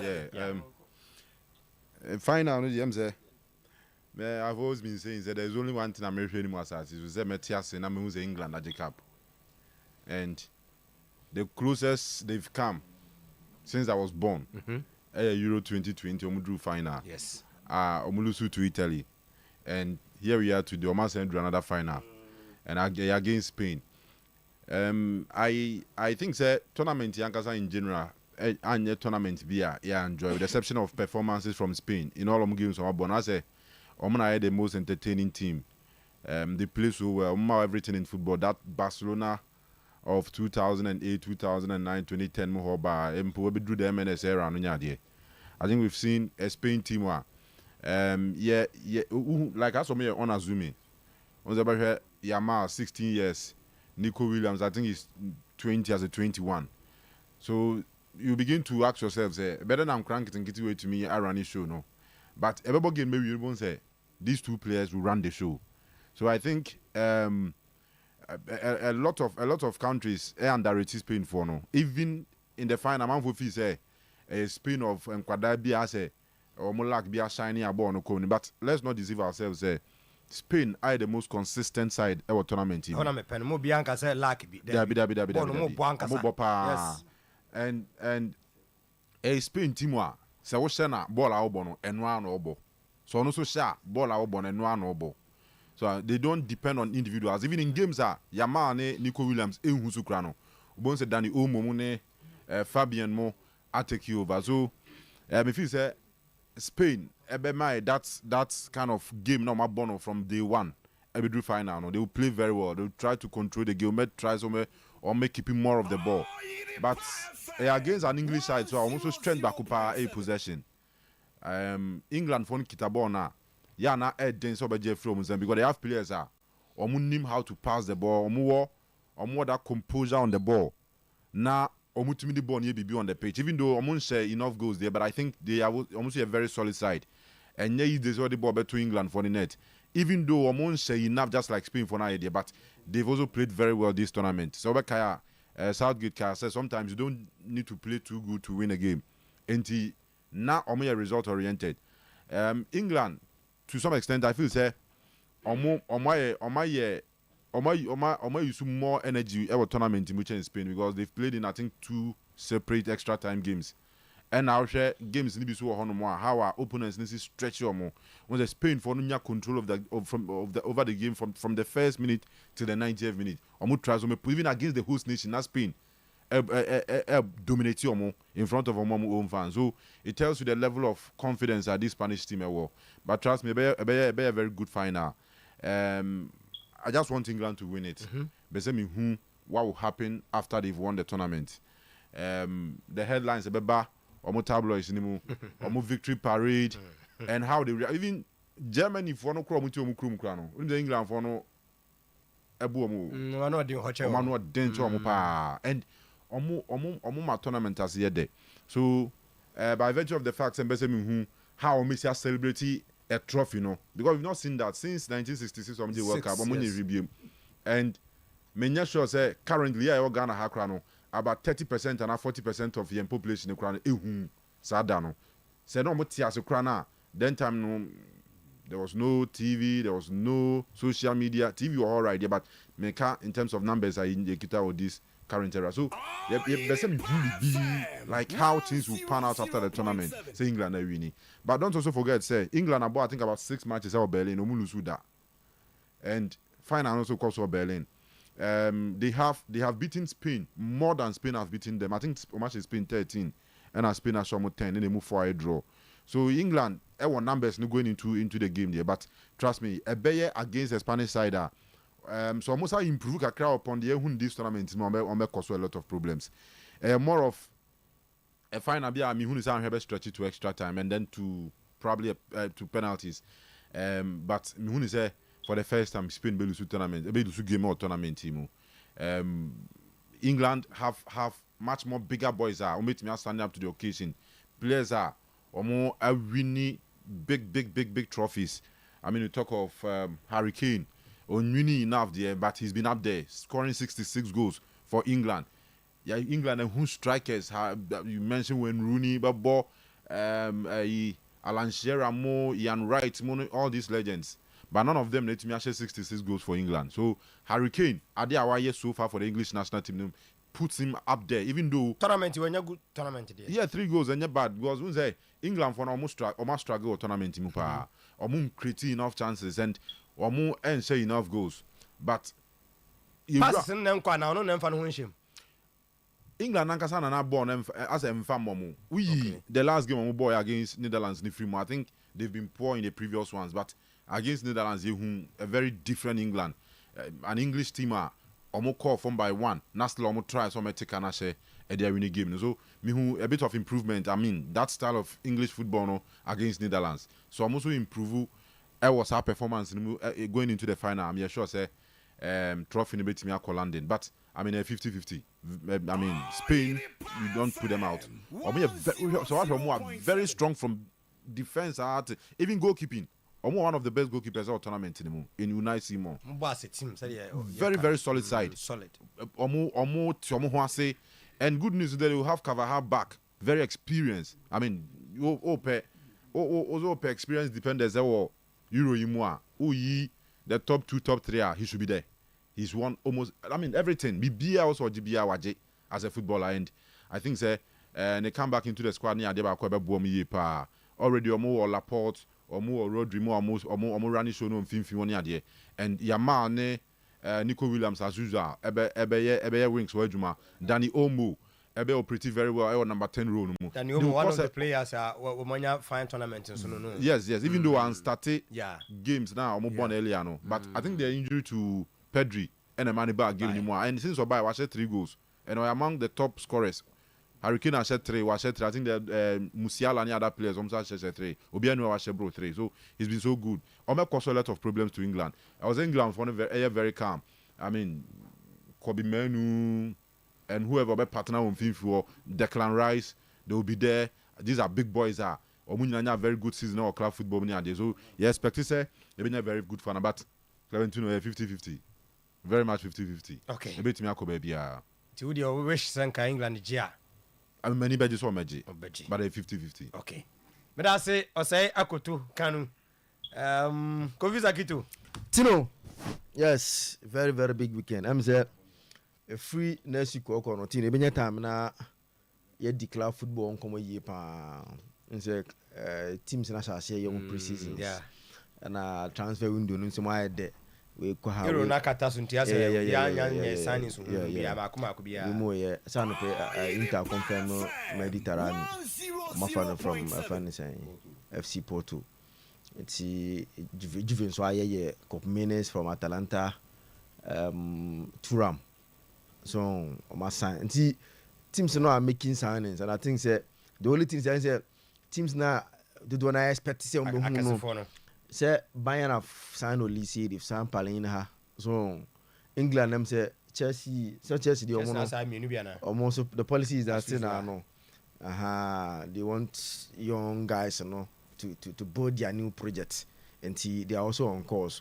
And United are also so busily in the market looking at say me for the first time you better discuss next week how the United structure how it's working. And for the first time, if you are a United supporter, you are happy. Say when you have football brains. Such a for France, I what that no ways. It's a new thing that under the Glazers, that under the Glazers.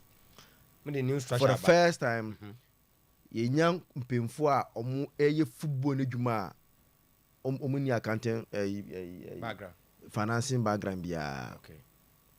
Odi omojuma ne football no makosia no moye ho adwuma banka ne no be hu na Jomoto ya kwa ba ko fan say CEO ba ko oh no Teresa Kure Ed Woodward omo nyina omo de nya sika count sika.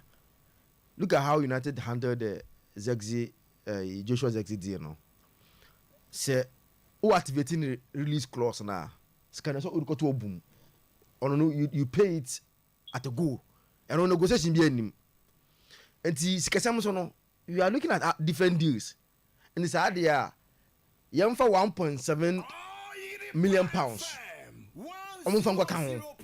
And I said they are buying they are not activating the release clause. And to the 1.7 million pounds I kan ho. Let's count what in 3 years. We can United that na because we go could 50 million crampo. No, Oma team ni kwa. But wait there, instead of activating the clause, no go chia scanning now boom at once no. Yam for 1.7 and can any release clause na United are activated. They are buying him not with the release clause. Na sa 30 million pounds no. United action no. Are spreading in 3 years. No, Tiana said no high no. You clearly see that these guys are working. So from next week they am things maybe we transfer window no na ye din komo yi pa. Tino, am say office there say tennis ne ba so hwe bi pa. Am say we one guy also I know ni ji ho pa. Yeah. One sporter I think say if uti ase na oni ji ho a it's a beautiful sport that you love it. And Nyame admo ochina 1 p.m. the Wimbledon final Airbaso and the repeat of last year.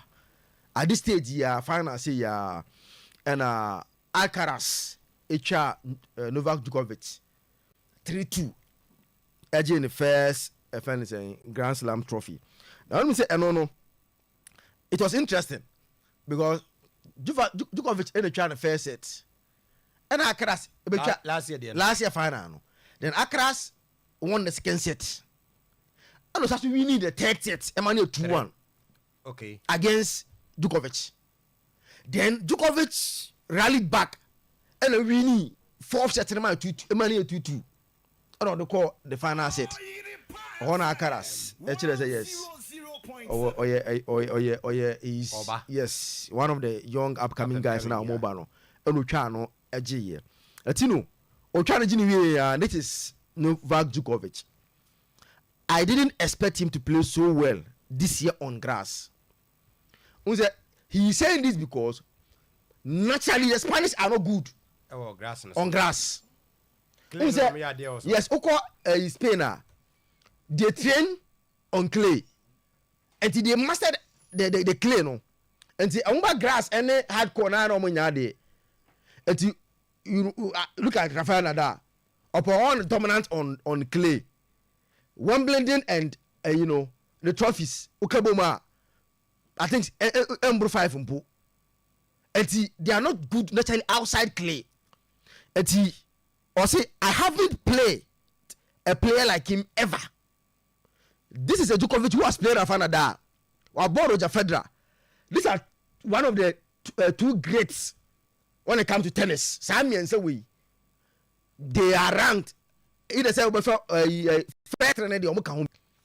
or say I've never played a player like him ever, to be honest.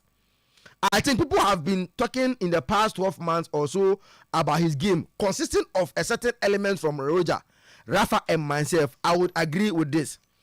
He's got basically the best of all the three worlds.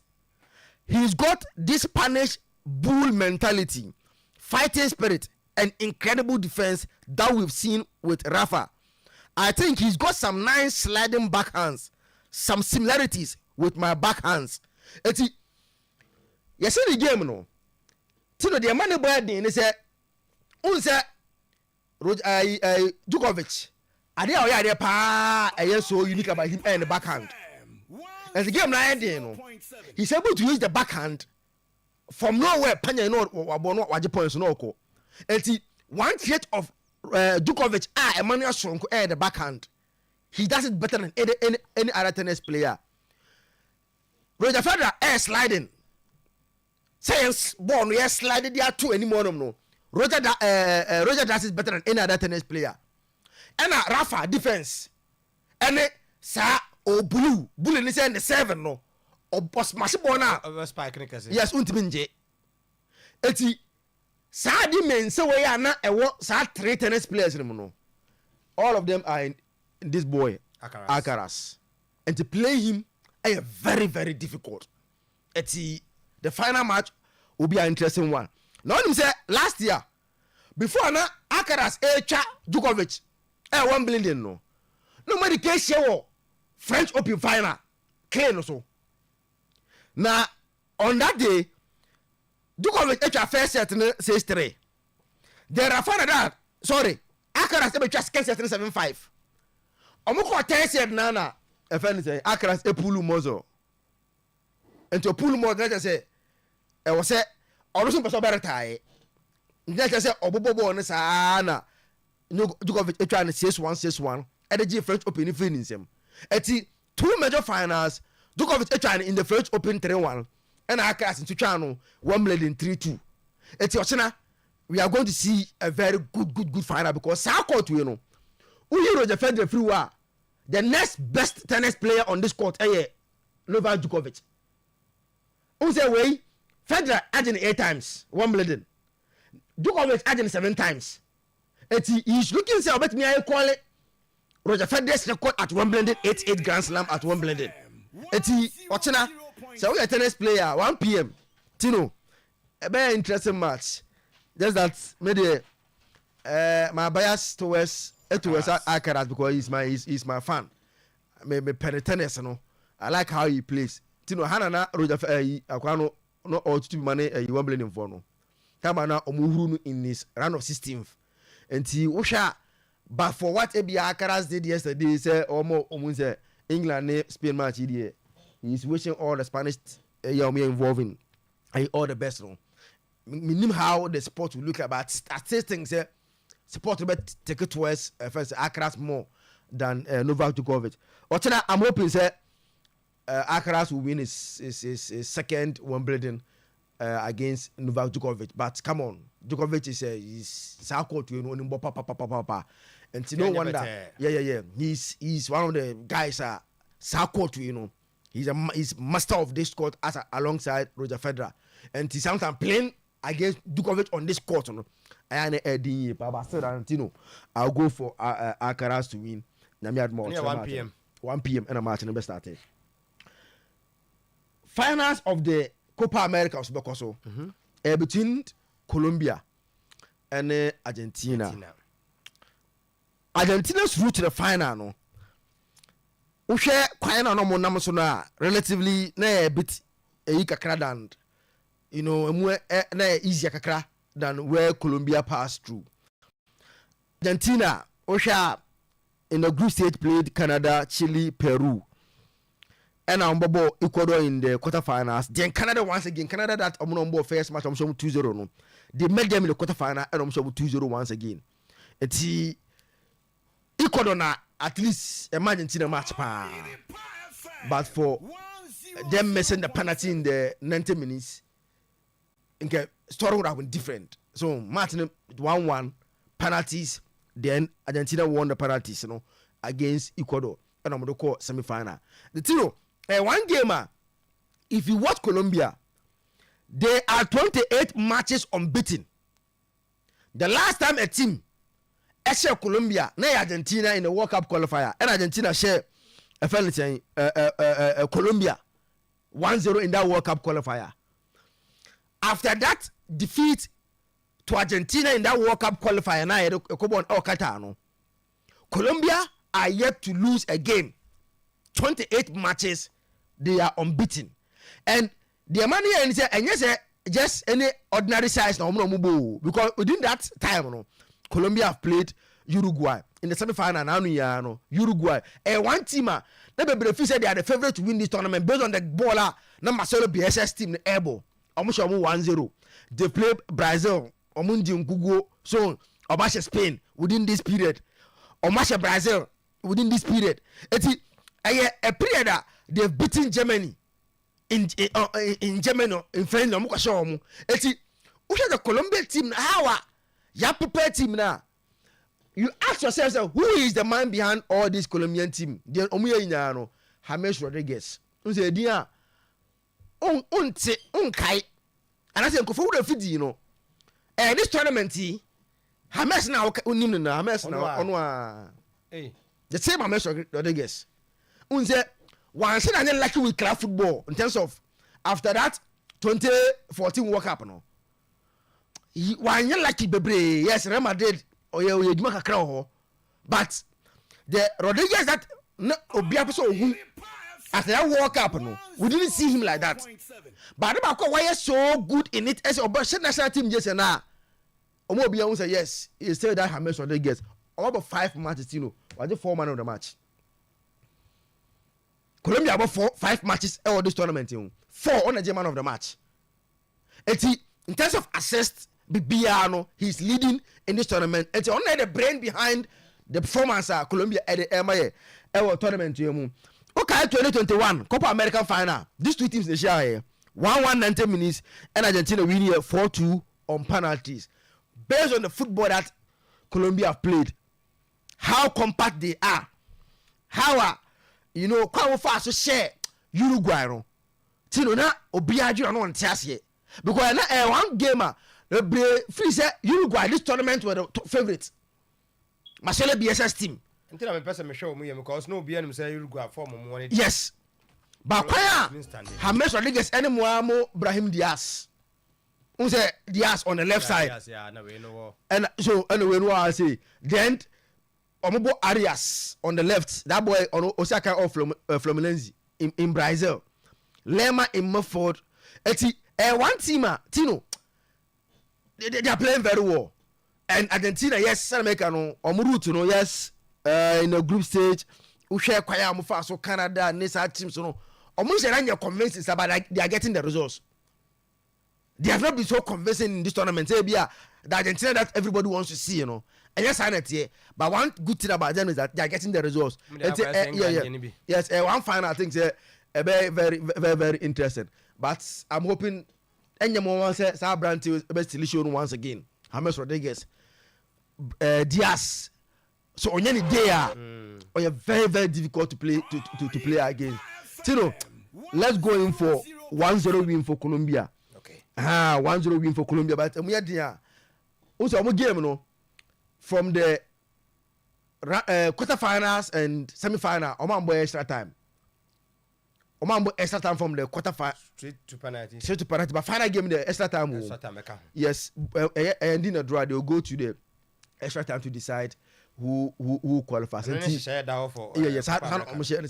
Omambo extra time in quarterfinal and semi-final. But final game there extra time na bet me aba. It's a very tight game. You ain't who goes based on how these two teams you play. No, but anyone if I see me there, I would have wished to see Lisandro winning the trophy with Argentina. So, but Colombia guys are very stubborn. I wouldn't be surprised seeing them. Spain and England in the final. Spain so far 100% record our tournament. As against England, yes, there are games that they can work on. Mobre pansa no mutimi eshe qualify the akomani. And he said, "Oh, on that score now, at least England have deep so and some on mutimi enya some victories be. Oh, share their round of 16 game. Then again, you look at their quarter-final game. Even the semi-final game against Netherlands wasn't easy, sir. Against Slovakia. Round of 16th, extra time. Quarter-final against Switzerland, extra time. And I'm winning on penalties.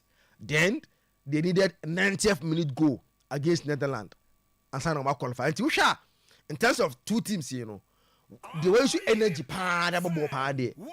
England for our tournament because I'm more minutes than the Spain for because Spain for I'm making sure I say within the 90 minutes now no more come baby. Tino, one game as usual, you will see Spain having more possession.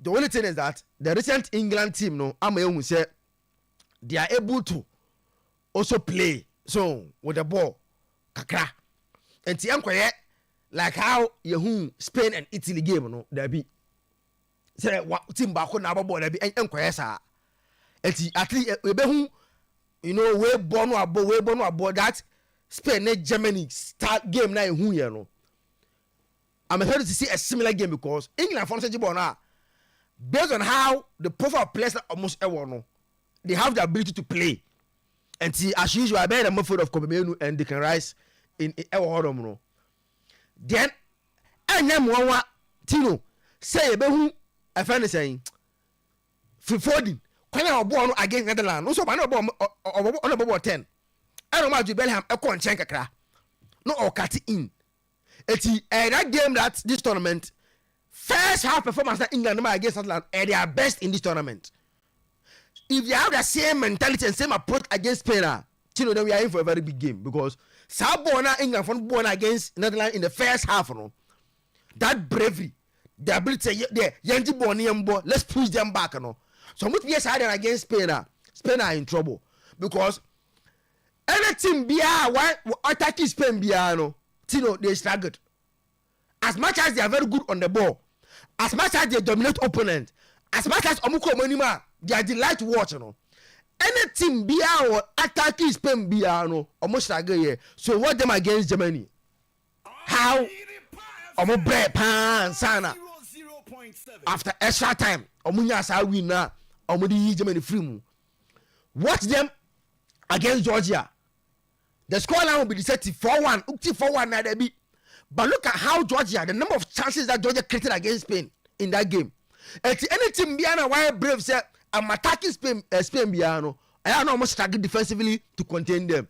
And then I expect to say the Bukayo Sakas, Hurricane, Jude Bellingham for Foden. I said that bravery say you come so. If you push them, they panic and make mistakes at the back. I'll bet they and they punish you more. One debate of course the Hurricane issue. No. They think that he's been very, very poor. The Kafana is more Statiana. There's no coach that can take that such a decision. So, but any push no. The English thing say Hurricane should be dropped. Even semi-final drop on because he's been very poor, even though all 3 goals. But the modern ball, the contribution to the team, no, I am very, very poor. But you can't drop Hurricane on such occasion. A final game. Sometimes you need your big players. Maybe step up on a big stage like this. Now, on my baba here, do some here. It's Hurricane definitely will start the same lineup. One area, area changes makes me aba, and the left side on them. There be Luke Shaw. Okay. They think that Luke Shaw first match ever ball so extra time about 30 minutes, you know. And about ball into about 50 minutes. Our first game, you know. And now no game now on boy, you know. Also about 45 minutes, second half, you know. They think that he's when you enough minutes as a starting game now against Spain. Because they think that some attack here. I don't know if you play money on group stage, I don't know, sitting from one movie. He only came back in the quarterfinal, semi-final. They think that somewhere attack here, trip here. Because on your left foot, no, I am not Ostago Kakra. But I look sure when they attack him because he's a left footer, some cross in the bobia or the moment, I am a boy England team. No, and see that the argument may be likely to see changes. Maybe I look sure coming in for Kieran Trippier on the left side. That is the only place that people are envisaging. Say, give it me will changes. No, Tino, a game that whoever I can say one-sided game. Be there be any sada. Because today, the English guys, you know, the profile now, bet me compete with any other national team on a very good day. I like the fact that Komenu Declan Rice, Kobe is showing the world the composure, the fact that he's able to the calmness on the ball. And you know what the ball here? Declan Rice are complementing with the energy to win ball. So far, Upe player walk over enough space on the field that tournament Declan Rice. When you more recoveries our tournament the importance to this England team But come on, let's not take away the things that Spain are all tournament to you. How Omoyusu, Lamine Yamal, and Inaki Williams, FKK. So Nico Williams, FKK. You know, proper wingers and Spain are rely on this tournament. Since 1982, England and Spain ain't major tournament to be had. The last time they met in a major tournament, in 1982, match ending in a goalless draw. Before then, now almost 1950 World Cup, I'm Spain as England 1-0. And on 1980 Euros, and also England as Spain 2-1. And you know, so we show almost 3 major meetings at tournament now. And simple. Spain won the 1950 World Cup 1-0. England won the 1980 Euros 2-1. 1-1. 2-1. Because I know as a 1-1. And the last one, it's a 2 World Cup ending in a draw. Okay. And the 3 meetings, no, will be asked about ending in a draw. 4th time. Until we had the 4th meeting at the major tournament since 1982 on Babeshia. Okay. On paper, there, and based on what Spain have done there, Obaka said they are the favorite. But yes, they are favorite. But I think that if you watch England here, you understand. At least again, we saw them. They have big players, you know, that can come on a very good day. Be on that stage, you know. And you know, how the game was very close there by kakra. But you know, me they say only say obi enim say me an English fan. So tournament there, I've always supported England. I wish said that Kanuka, you know. Say for the first time, you say England. Beba home. Beba home. Na omoje. Say England upon all. By England for some power, you know. Say win any semi-final game outside England. English or biao. So now no win no munya no. Was the first time at England win a semi-final game outside English or and the first time outside England.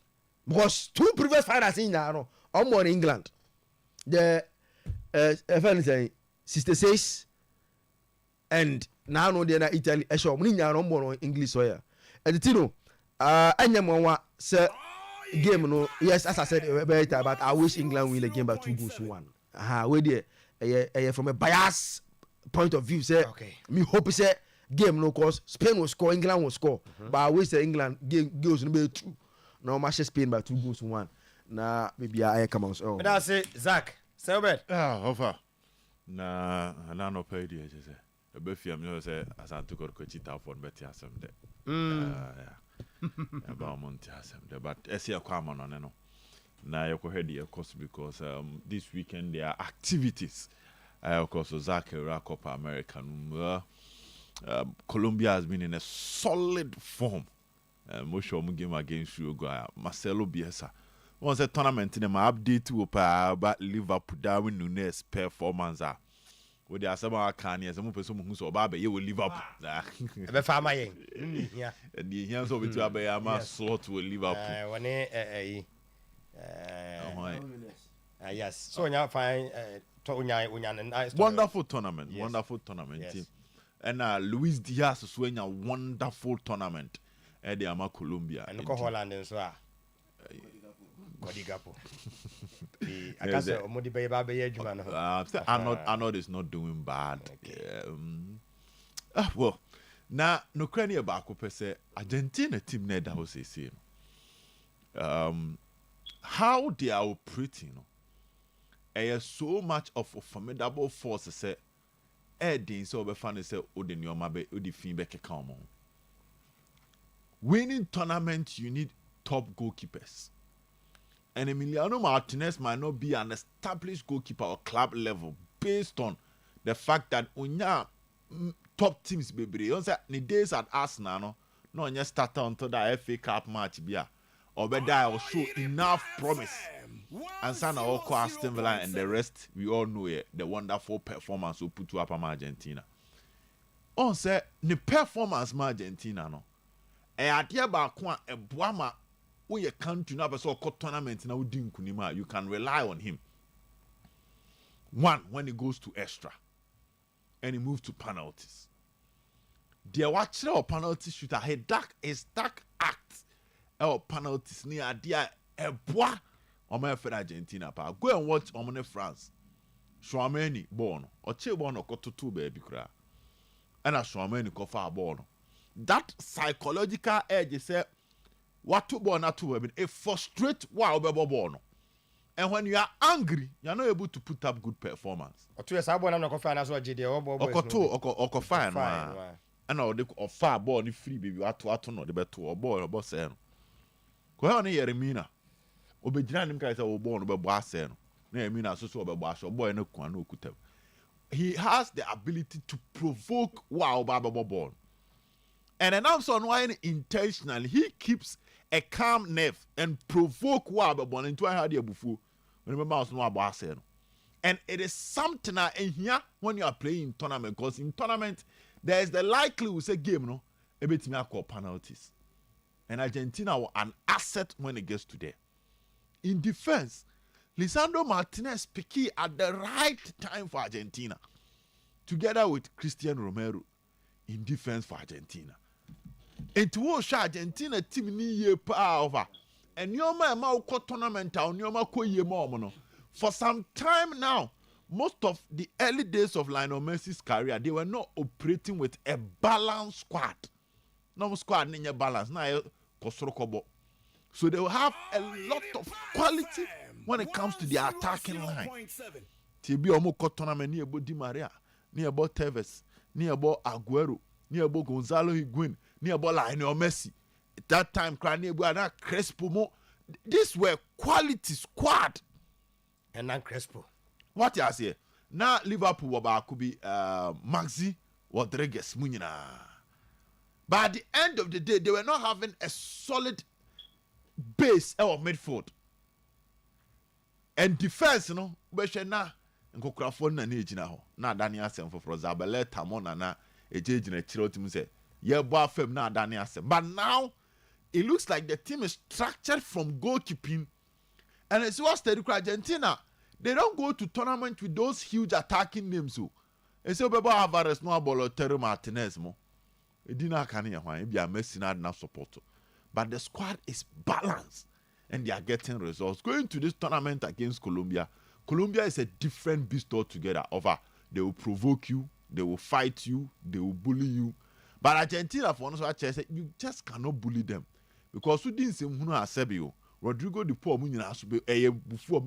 they are all applying the dark acts in their games. Because I'm game on board against Canada. How Rodrigo de Paul, Emma one Canadian D red card. How they will frustrate you. Before all out, and I think we are going to watch a very interesting game today, this particular weekend, or China game in Ebekoso. Now, surprise, I'm saying Shakira be performing for 25 minutes or half time. Half time break, Ebeko 25 minutes. Yes, I don't know. That's the news. I can't own that story. 25 minutes. Yeah, 25 minutes. I'll 15 minutes now. And to become more than 15 minutes. Okay. That is the news. So, you better how and you but I think that Argentina on any day are favorites for this party. I'm going for Argentina to win this cup. They've not had a smooth tournament. We have to be honest with ourselves. A smooth tournament, sir. Lionel Messi was just one goal out of 12 shots, but the entire team is working as a solid unit.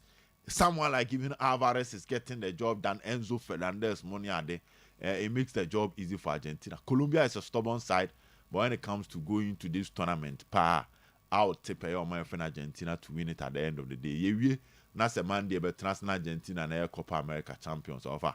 Now. Yambra Euros and Indian Como Euros.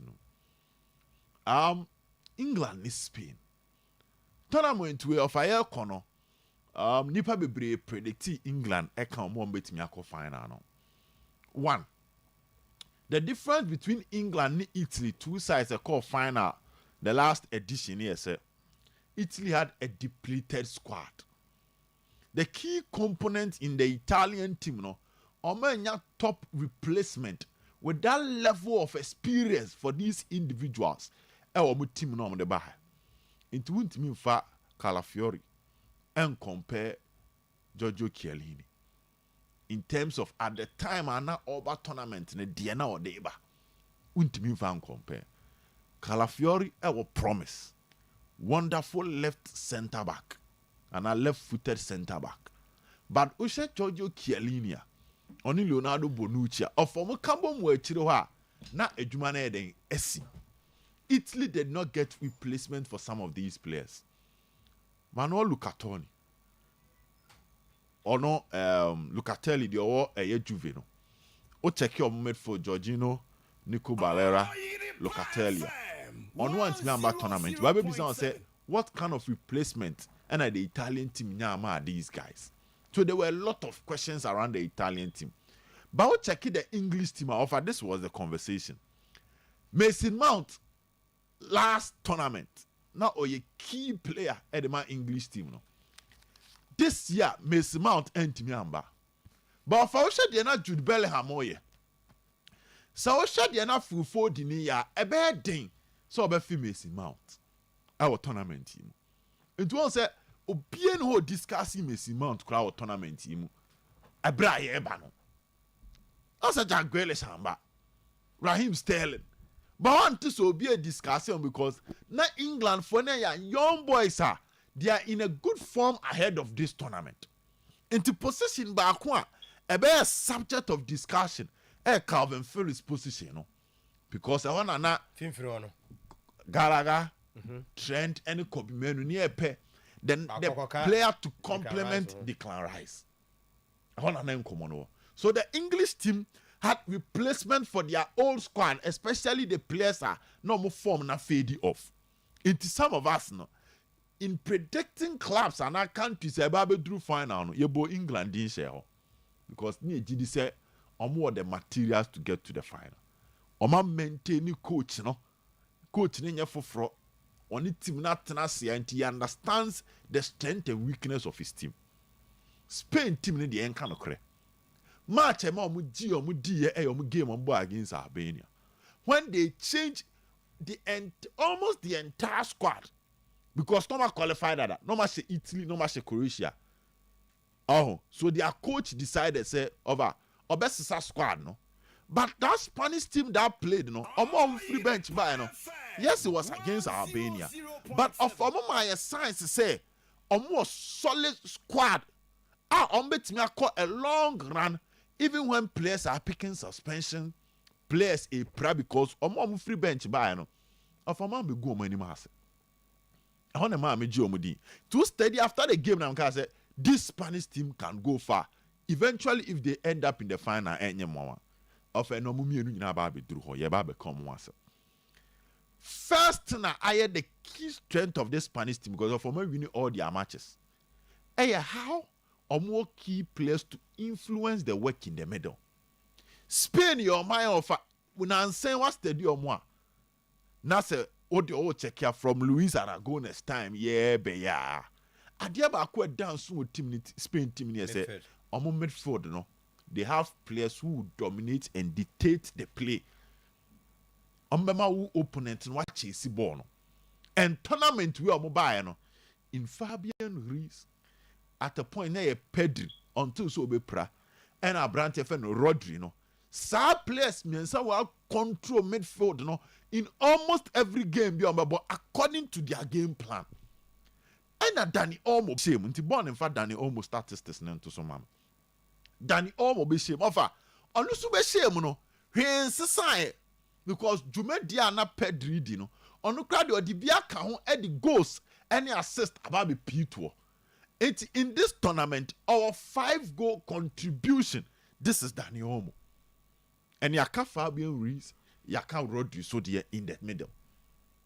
And yes, Yamin Lamar pa Jinidin. But Danny Olmo see a player. Wababe a secret weapon of the Spanish team. Now the amount made for near the NSF. Fabian Ruiz is a player. So pressing our different press resistance. We need to be trainer mobile so. A coin of maintaining possession. Now I say keep put the ball. By the time a be free one air con player on your strong. Either so be chung and also be down home. Rodri pressing I. That is one asset of the Spanish team. Again, Cucurella is having a wonderful tournament. Onya ratings below 7 our tournament matches our bunyina. He's been excellent at the left back position for the Spanish team. Dani Carvajal, even Jesus Navas, Krabishim of Ayehu Navas, Edema Spain team. Then you come and talk about their front line in Lamine Yamal, Nico Williams, and Alvaro Morata. Morata might not have the most of goals, but complement the effort of the team. In Joffa, England for the first thing is how they will keep their structure without the ball. Because without the ball. Because say Spain be ball ni be braid ya England. But so be ball ni be braid and how you are defending without the ball ne be kire say ball ni kutano or the ye be papa na say or pass che. Of once your match be betimi nya possession you be we no worry. Because possession no nya it was possession without penetration. Na say ball ni kutano but ontimi fa wura mu nko baby a obetimi adi ubone. Until I'm saying the first thing for the English is how they can keep their structure without the ball. So with me, yes, I had any year. On Spain for no one show more power. Then the other 10 years in keeping your structure without the ball, no. Lamine Yamal and Nico Williams will try to widen you on BM and they will try to cut you on the break over how things go. How England will stop them. And also, you are there back where we hear power our game. Then the England attacking line. England team they say no nipa wa chere say who ye Bukayo Saka. Oni kukuya a battle on so be an interesting offer. From where I sit, I want England to win this tournament. I want England to win this tournament. Do they have the materials based on their last 2 games? It looks like Ome picky at the right time. And confidence on the bon also.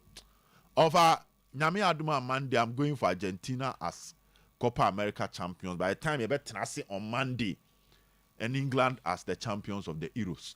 They are coming from a defeat in the previous final, and that a tough film, and they will go in and punish Spain at the end of the day. Over. But that's it, sir. Obed, Abbas. That's who watch you. Do baby up if he defense one near co-wings. From defense to wins. To wins. I want to just get and change to our we see a bone. Yeah. This overlapping biba. Yeah. Said overlapping, but as I cut in. Yeah, be Dijuma. Support a few trouble and money in you, but they say they have some master in the year now. We okay. You okay on near my B1. Mijidi said the most year starting and this last year now. Na yedi tu ekwa kon omokofa ba no but say the ntesa isiru tim so mo fatu ankasa nti sa na ye pese omoto aso ye because we as no ntokwa yedi tu okono ye mfa ba na agya nko ho ode no ya obedi nkugu nti recruitment omo ye no ye ne je ho but ye kai omo se omonto aso na omonya ne sa se de be ya house of folk be wie peye sika ni bi na ye tete se bi sika wosoro players na mobile. Yes, ebisika osoro. Ba me gina wa. And I'm for the airfo. That be emped the airfo. But the can bubedu of ya say sika ni yire de won to adwene mu buye. 0.7. What you say? Sika ni yire won to adwene mu buye. We sika ni yire. Na man kwa ni da adwene mu buye da we oba we different. Ngun adwene awo. What you say? I talk say ba ko dia we so we na me na me we no. Pitire na me we o pai ni na say fish we ni obobo bia ni talapia ni we ni ba wo ta we adwene mu buya o ba we adwene wuchire eno so ye tisika ni yire dia na sika ni yire okodwoma na adwene mu buya na we ni ba fie why wo de ni package ni ofra ho ne de abrawo ya ba wo madwom ho ya de makwala na de abrawo fie wo de wo madwom ho kra no abedi we ha won adwene abedi o ye fra hon ye du ye ji won man ya package wo de wo ti ase Mr. Ajimayire namnie wo ti ase enti ye ji a ye vanko man street o madwom ho me ha no o godwom mo sika ni ire na dwom di dwa eyin agum no bi omusuma sanity omusuma ena ntosi nsuga ntosi ni nim se we di ye vanko man Mr. Ajimayire no anya no se ye we na kwa ha we ni ekosi esi ni table so ndi sana yesa ha se bobre no obra sanity life obra yes because we are so anyan to say nipa na ye nipa ba chenchen ye ho awon so nchen obi da cause asine to so nyina ye nipa ba ye chenchen ye ho say aman chen aman nkuro chen nkuro afie chen afie edan chen edan nipa chen nipa sa na tie chenchen ye ho eti recruitment omo ya ka kire omo and the ball na ye no ye yekọ yanim ye meyachi tina boni starting under age age you start under 10 saa kwesi under 23 if you 23 ko no age wa ba kokwa na betimi abokura betimi abo enu ne yepese yempa ni 40 ase se baby a yemfa age mo no me yensane mmefa omo edi age adwuma enkoma omo what you say baby edi age ebo ball no me yensane emma ho emmefa baby yemfa age emmo ball enu bi na disi omo start omo ye no baby edi age ball no baby yemfa age mo no ebi no omo ye no okay sa na ye hwehwe se bi ne ye hwehwe because we ase bibie ni wo hawnim asetene bie ni we ase wo hawnim ene ye tie si akokonfo anoche ayarefo bebre obi an ne yare obi an ne haw ene ade achin ukọ baby ebe wo hafia esesi anya etie nipa num obi a wona haw ne wote ase nto haw egun krabata etia ne ye ka se omfa papa na se ekoba se wo haw kra ba emfa unko wuom emfa unko se ye wonya papa no a ohaw de wo ye de nya beba edipa wudanya ne a emompa se nyame ma haw nto obi ni wiase o bonya pa ye se nyame haw bia beba mesu bia nyame ma minisu gunim okay wote ase emompa ye se nyame ma bone bia nto obi ni wiase se nyame me de me bompa ye se ma so hwe bia ntome ma haw bia ntome sampa ye no bo bia enya ko papa bompa ye se me haw bia beba mesu bia nyame ma minisu gunim ene ye mpa ye etia ne ye ka se omo ye papa wa haw ba emfie nko seye musa eseye na die kore die nim guase na eba enti aka kire om se yenso anu se de be ya house of folk last meeting nim guase na tutu na enwu anu na mpanifo start no enti e preachers or supporters ni say we enkomo a face ni ye di a ye de alaja kan bi no do tesi ha ni aka ni akotie adawan ni asa kan ni de atare na ntare na ye kan o asem this antesa this year na tie manager ye tie recruitment committee ni dia no a ni esa kwa nchen mpanifo se utie wuo dia no atie nkwade utie nifa dia no atie bonkum dia etisi ese tie omu dia na ekotie players ni dia na etare this year etare okay eti yambo pa ese omu nsesa no we nam di bi adwuma no na who omu recruitment no endorse yes because recruitment no yenya fie no technical team MD including board members and as managing members on beka MD no omu nyina aka ho okay yes side no over player no side the player and the manager it is both side ni nyame midin komoko ho ewake ti o wake na ma compare me compare entire a on se bi for ba bi sa na ye follow on previous ones na ye kan na bi nti ase no obetie ne de nifa no wakotie bonkum no de tare a entare atrola so be se wodie na beka na bebam but umpe manso abusua no won bi no ajai but this year utie me boni for the side na ko tie player on side a no kura wo mu no be 80 okay na je se eniam ekoso eyie ho monya makala wu ane asan boaten goalkeeping ma hwe goalkeeping ahwe o yakuta 3 goalkeeping goalkeepers ya yefa wo mu ya no pay kra na se ma sa di mu nkomo okay ni nyina no se si ya no ye gina Oyerepa fidikasi so se mpanimfo ahwemia ye ka che o mu se ye penkwan ye de omunya nkwa ye de ma ye na vivrenti ye na wuti ne de bia na nkwa be de sa de da beka ane da onga o obi odi ndomi ma vivrenti no munyi ntum sada kubo ha wo obi a odi ndomi vivrenti ne da na hon bi ana nya papa na bibi bo asiase de ni bi so obi di ndomi na vivrenti na da bibi fufro wase na bibi fufro wase asiase mo djuma ni as brawi as buwemi oji achi ana odi ndomi na vivrenti wa we suspect asiase mo abas kotoko supporters ne ebenya na ka players bi edoma wura mu obi sa ho ana ye obi sa ho okay obi sa ho na wi ase wonse wodanya ne yi ye woni ema bi wo ho wo ho ntine wa sha atade no pese nipa behu but rollers nipa bi anim de ntia wo de ntia atade ne ma atade ne kata so ye modin Okay. What does he? Into the air and say, the gum council, you go so come once some day. Just mean train near me answer. Salamomo, the same dimple, Venimukai. The Matina Montana, eh, sir, but Casa, air coso. Casa, air coso, 2 goalkeepers. It's not going to make to say. Me join the perfect years, so somebody 41 can say. Players on both of fan, more Muska. Or move a players in my aim. Or money years supporters in the leaders next year. You should be Quanya supported by Stadium. Yabatika. The Mokamuno Mokai. Okay. For the first time to go for it. On pumping and on pumping. Not Yanso. You're the good materials. Yen Yabasaba and take supporters and say, Masay. First year I'm road for Duswa and the Yakon Asus by your ass for Tamay. Okay. Motorway. Do catch him on Stadium. I mean to say. What I say? Because Mbappe, Bobo, what I say? Now, but now I go to be Bobo. Why won't you go? But in Mbappe, Baba Yara. Me kwa kanu haba mo for Morrison dey no so. You for so power no me come na kasa. Oh, okay. What I say? It's here am for stars because never be a kono. And no bona Champions League, I'll bet to play $1 million. And the African League here his come moje. E to build for House of Folk, House of Folk, a big club. It's build here big. It's yen na to go for the near no. This year, yam pese be hwe echi, yam pese de to yen be to ebiem. Omo me good materials. Yes you kwanya, you be for supporters na kasa.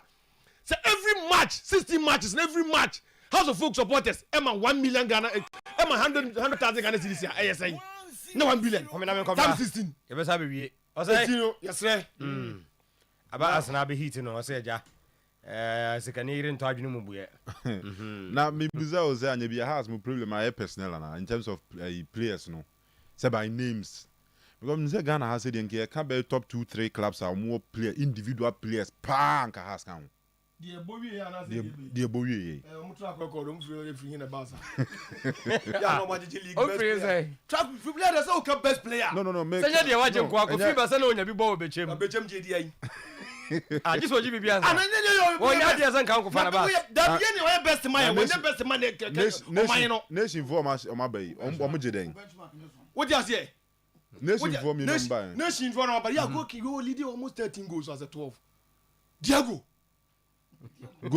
league, no. Diego, yeah, was 12 as a 13. That's what's so bad. Obi a Boba beauty 12 with you.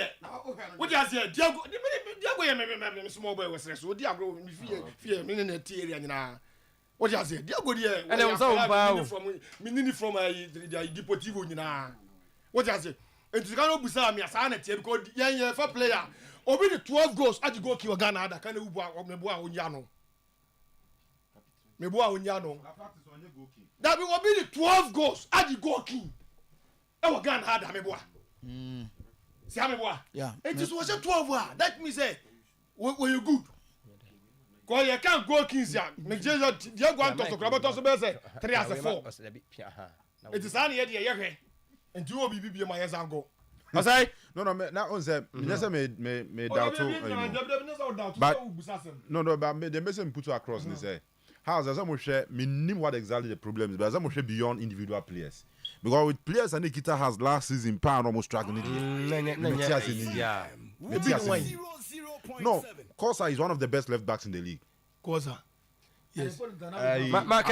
Ampadu, right back. Lagos Cities. One of the best in the league. Yes. Central defense. What best here? What you best here? No, watch it. My best. Go mean say best. You are best goalkeeper. Your best defender. Your best midfielder. Your best way. Best. You are my best now. I'm best of the league. I'm my best of the individual. No, that's a big club. Yes, our best in the best. That's the best of the league. Best defender. If you really league, you should be a best here. And you think you're the best. Hey, listen to me well. You're really league in my best here. You think you're my best. We say, best. Listen to me well. Listen to me. That is the English word on best. That's what I'm saying. The real league in here should be a best here. I want to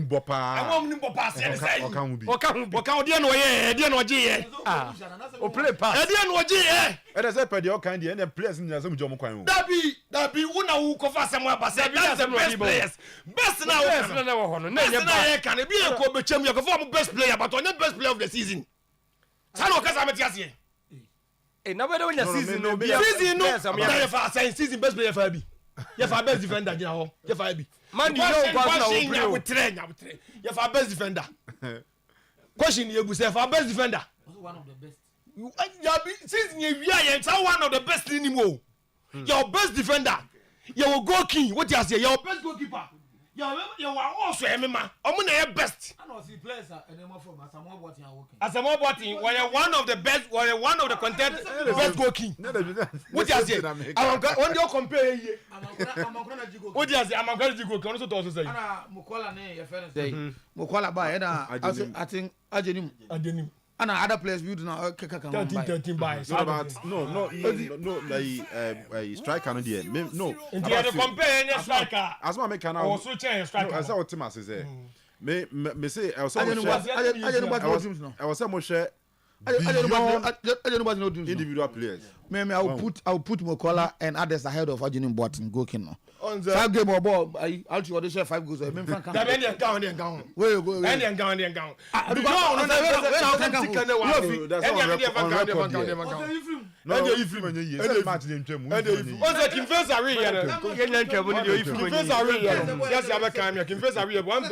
One of mu player back in best player not the same. Ya can't.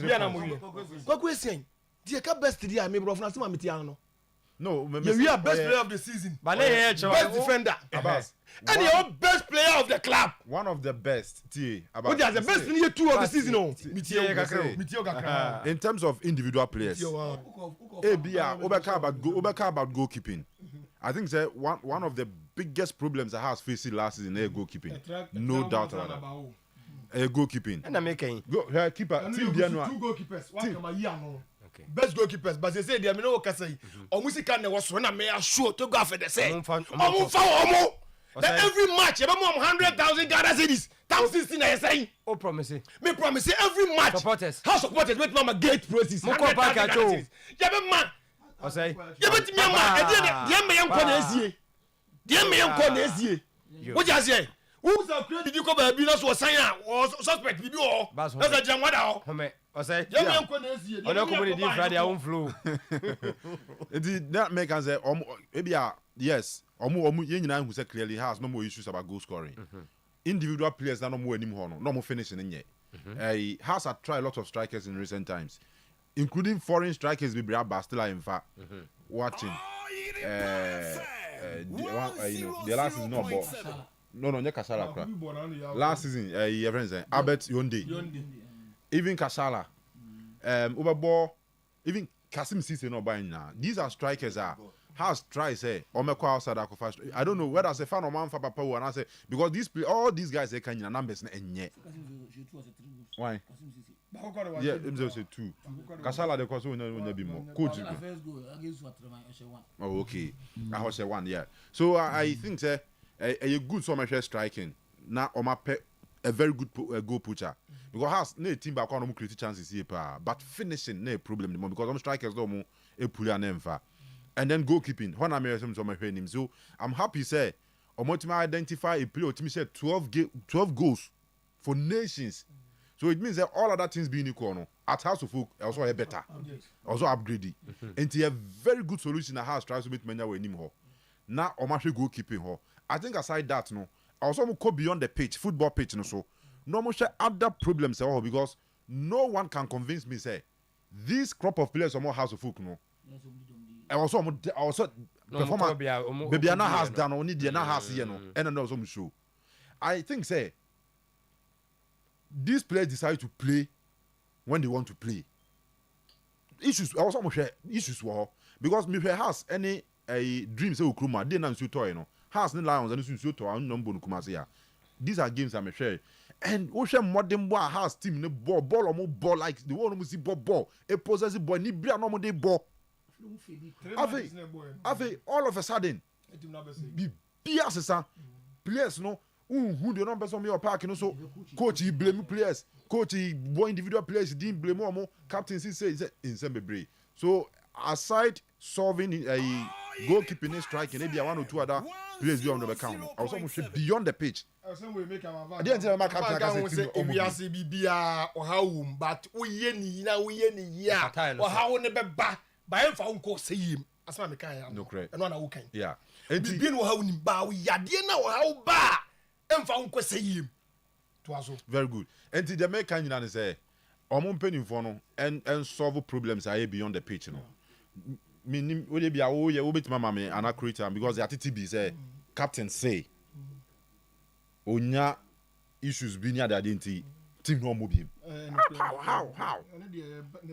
Na bi o. Na mo shama ni ma bi say ato because awako similar thing happen. And then these guys because Kofi Agbesi ma nyina hu beche me ought say at house he should be doing better. Very different player. Afi ye hu de ekoso and on one kasa to nanu to aka champion for say due to one or two any other year beyond football reasons nti say team no kra omo from captaincy not because you say be also drop amba no but also team no mo biem and other than ye fan say ye fan say we tra asema wo kan enye ne esi football mu de bia aba na aka nti je enye bibi ye nwanwa ye me de nwanwa because nipa no su ye wo airport na ma o waso wo sa be Kumasi house of folk ye ko African Cup confuse airport to play betu o if you wanna board members take it easy say Asante Road you can play about mum fan bi but the manage issue no it is how the wiki can meet mama instant bubble 20 in house of folk kwa yes on that and you have to manage it now and na me can gozi ma dey no be do fine me ne kasa ya coach be dog because be fine na catch gozi ma play say coach be dog because one when the coach na here adwuma say they can okay na o problem issues o pese ujai club na one kan kire coach na free coach eji ko bo obi am di amane a na de kire o battery ni a e di adwen na coach ne ba dwuna ma ho say ana ejina nipa woni ne bo nti so da bi coach no na me na kasa na make video zo me ka cheze Agbasi ye nyine one street sense ye di sabi nyansa fie die ne ye de kasa wo say ase u ko school akosua de different na u ko school akosua nyansa e different nyansa nko na disua no ko etibibisa ne say wo a wo gina wo yi na se coach a wo ni ye adwuma wo be se wo gya adwuma na wo ko na se kina coach ni wo sa captain na wo ni coach na ntena se ebi a coach ebi a me ba se me be som house folk but enima bi a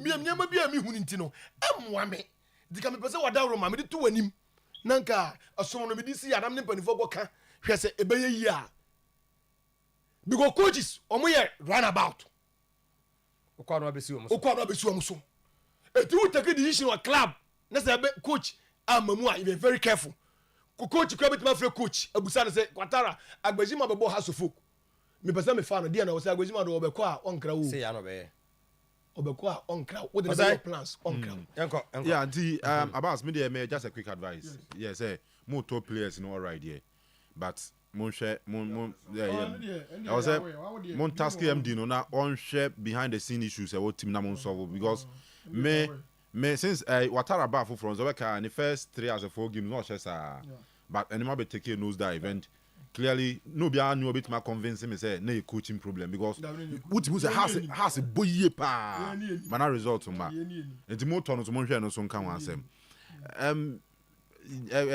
about omunuanum kotokoso recruitment and I've liked the fact said this time around no omu make a huge statement or transfer market no so say they will want to sign the big boys and yeah second division I will makasa asem we say supporters na ade omkram so kan no yeah say Kotoko is bigger than division 1 or say the key players ni nyina free lower division mu never Kotoko so chance ano no enum bi na exceptional yes no mo frafra akumienu bi so akumienu yes and those guys no so kra no omo ba understudy the big ones no think alamte ibo no e bia wo player bi a we say first division no ya de pa na mkofa ne bai e bia wo match day no awram e bia next match day bi onya bi nko ne ade kakran no nam through the ranks but Kotoko is well noted for buying big and yes these are players especially the foreign ones no ye nimo mu by name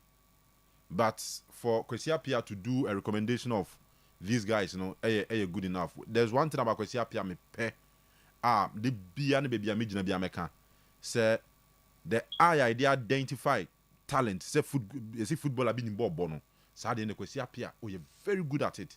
It's over here in the days at the Black Stars Kwesi Appiah dey could use ball Black Stars first Jerry coming ko Christian Achu, Rafael Jamina the late, you know, a lot of them. Maybe Okofa Thomas Japan be by Kaya, but Ebenezer Fori, Thomas Japan, but Dre Ethiopia for the country do a hapa guy win got it, you know. Yes, and a lot of the Lumwa Benyenu players be brave and an the banner from nowhere. A big player do quite intimidating that. Most of our friend Black Stars, Ebenezer Fori, you know, new Dubiase, but free Ghana Koi, near Nibiano, Bob Papabiano Bonnie, but I could see appeared in the like, and I am happy say, or didn't want recruitment team. When him say Sudan boys, they are in Ghana because there's no football. Sudan, Tokwana is on T. All these good and young players are more system. Okay, so I'm going to so they big stars. Yeah. And players now be up with loan 1 year, loan 6 months. I think one is from Merrick. Yeah. And on me boys are because Pierre showing him say, or don't be run national team. I'm a board draw. I'm board draw. I'm which I go to go Accra when I say. No, Mekai. If I go to do Accra. And Abbas, you know me, I'm free. I was a board draw. Yakuba Natika. Yakuba Natika. Yakuba Natika.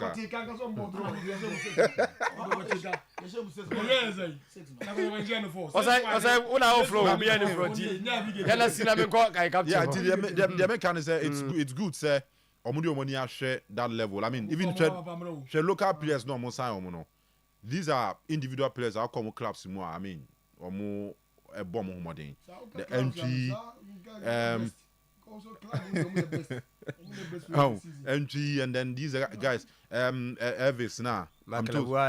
Yes, these are players that are more very good.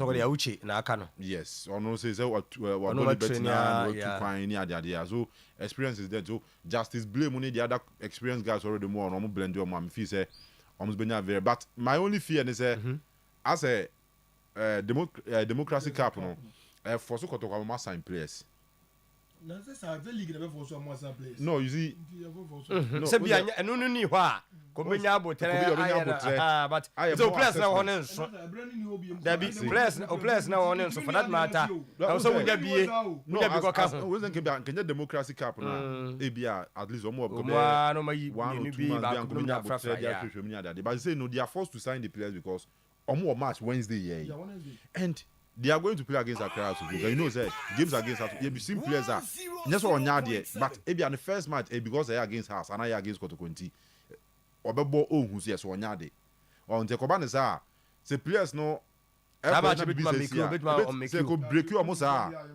Could break you almost. I mean, getting them back to normal is very difficult. Maybe an player no crowd now be a team could be able to know who's a player you come in able to try and come and sign and visa. Yeah,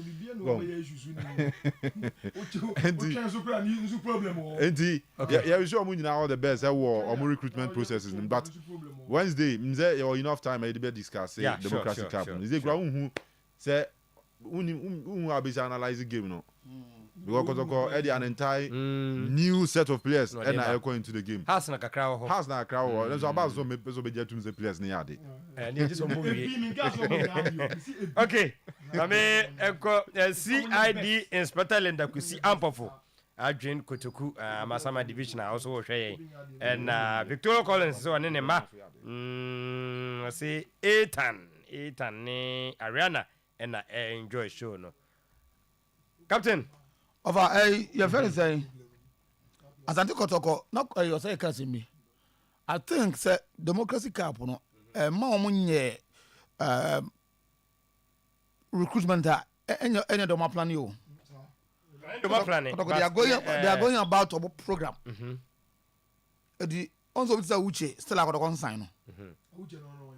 Auche according to source no. We're impressed with training grounds, all right. But I don't see him in a match situation. It's not the most after training lower and I'll buy now. The problem now or buy now say now a match rust initially. Was a player transfer check a crack. Now we hear some matches to see the best out of him. And what I've seen him say, I can tell you that the training grounds. Maybe with the exception of the head coach, because head coach isn't in here. The only time I coach is better than the time I'm against a Trump. I know, you know, that double academy. No? And that game, he scored the first goal. So that was the only time I coach better. No? Right? But the report air coach they say Auche were impressed with training grounds. And you know, the signing no eminent. It looked like say Bebaso. But maybe after Wednesday, what I say? Maybe after Wednesday, I know some my sources tells me to sign another player, a foreign-based Ghanaian player in of Europe, or a Ghanaian player of Europe ever. Okay. I got to sign. That's the source that I have. I don't know. I would say the those who are expecting to go sign. They should continue praying for him. Say, to say they know continue. So to say them must go to Tanzania. As a tenant, call me now was telling me say, "Could supporters about Kushano Airport." And a pair of crammatis says, "What does he?" Now, Omude airport train. If I know me a surprise, you say. Not be a surprise, you say. So to say, because an airport card and the he was coming to justify. And so you're radio. When you also set us ever justify. And not over justify. Sena Obaba Kotokwa. You have to justify and sana on my fan because the tanker team now I clear to them say they don't want to make a mistake of last year. Shafiu. And so they say has been out of the country. And then also they say about Shafiu then they are now Pranona escape woman. But so we money the branch of who knows. You never know. A player he has been out. And Senior Prakra. Only the medicals now be here. And you Uber training. Some things. Oh yeah. No my medical, you know. Kind of coach in the catch supporters. He told them, say, Omran training. Obano a good player. The coach said he knows. He say he's a good player. Okay. As at that time, I wouldn't know Oba Ashanti Gold, Oba Team Bottom as a good player. But what so around that. That's all. What so I want to form on the is good for Asante Kotoko. So Ome training. Na Kotoko. Envedo. So what a man. And I said, Uzo Ba Kotoko last year. As at last year, Kotoko you buy. Kotoko told him so me Ome training. And the information was that Sotosei was insisting say man contract and Sanoba. And not going to come for now. You see a graduate, I'm saying society. Over when you're ready, so I'm going to meet you. So Sotosei, I'm a trainer and Kotoko sign. I say, me cannot straight at you. Second, I'm a Kotoko and now. Open supporters no. Omun for Soroku. I go find free and Fanako, almost Sam. Over the Kotoko today, and then my Echo Kotoko no. So when you got two coaching, coach, you get it wrong. Kotoko name Kotoko, I say, players are Kotoko you more. Okay, tough for example, no, I did a new coaching Kwa. And I check follow at the buy about 21. So you know, over. What I was going to say, coach the G players now. Not just that was okay, coach at them. So, coach, I indicating and to repair when they make the coach. Safu Jemfika. Now, support the son who didn't know or catch Romadeno, most catch a player. So, this is what the coach told them. And in the meeting, Coach Kwasiapia was there. And you only coach in Konisha. Coach Kwasiapia, who is the tanker director, was in the meeting. Say, so to say, MA trainer, and my information, even Coach Kwasiapia said that. But I think there's a comes out just as now. Fight for you and because me check speech say when you're ready and the bed. A chance as supporters no. Yeah, ready so bad try. Hope you don't pray behind the team say. Okay. Targeted players because to be honest with you, the list of players are coach send the other common secretariat. Follow say for settle say enka home. So they say didn't come home. Di Maria didn't come home. Okay. Those players. But for the supporters, insistence. And the coach feels the supporters are also part of the team. Yeah. Though the boy Emrami training. We a team, not technical team. That's we a team now for player. Not player by within about training grounds one resurface they say we play. I nay almost one diary. Holiday. Edu was also we call doctors home more than whatever we had to call. Whatever we had to call. Coach in say so you want to see that. Na si ampesa si asabwa me wono. Saa ne ma ne mienu no se gina ne ma mienu so. Se si an one ono so o metreni. Second ono so onko medicals ana. The medicals in the also only proposal manual. No hwemu ansa na oba medicals. Of America se bicho. Who follow Ashanti Gold?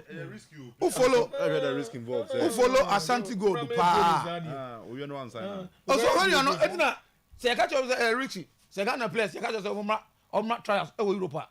On say ade we ni o omunko. But so ade na ko do be try ahun ya.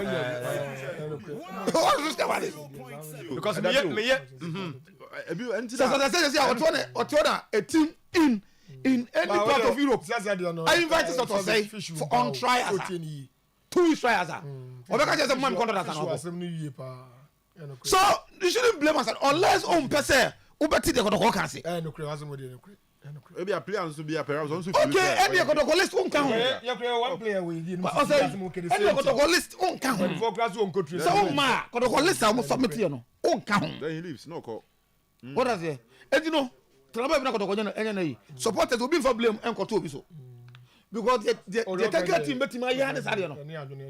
At least observation kwala 1 or 2 come and train doesn't mean say already my mistake ni be like here the omunye bi me no who say do plan no mo twi who say who the oma me time ensi that be on say na Clementino bisa say okay say based on fitness issues there then you don't base fitness issues no training so fitness fitness is determined by doctor Di Maria dey doctor no be assessing Di Maria dey no say e be medically on your fit to sign for the club but I say based on who person head performance and if is bigger than that performance and also yes on set or say performance yes say on so fit be on Philip na say Abbas go back and check I go team now you ban you know set or say as that not bench no just starter what I say so it's what is somebody telling me set or say yes I go team get into the first one but second one now you drop him.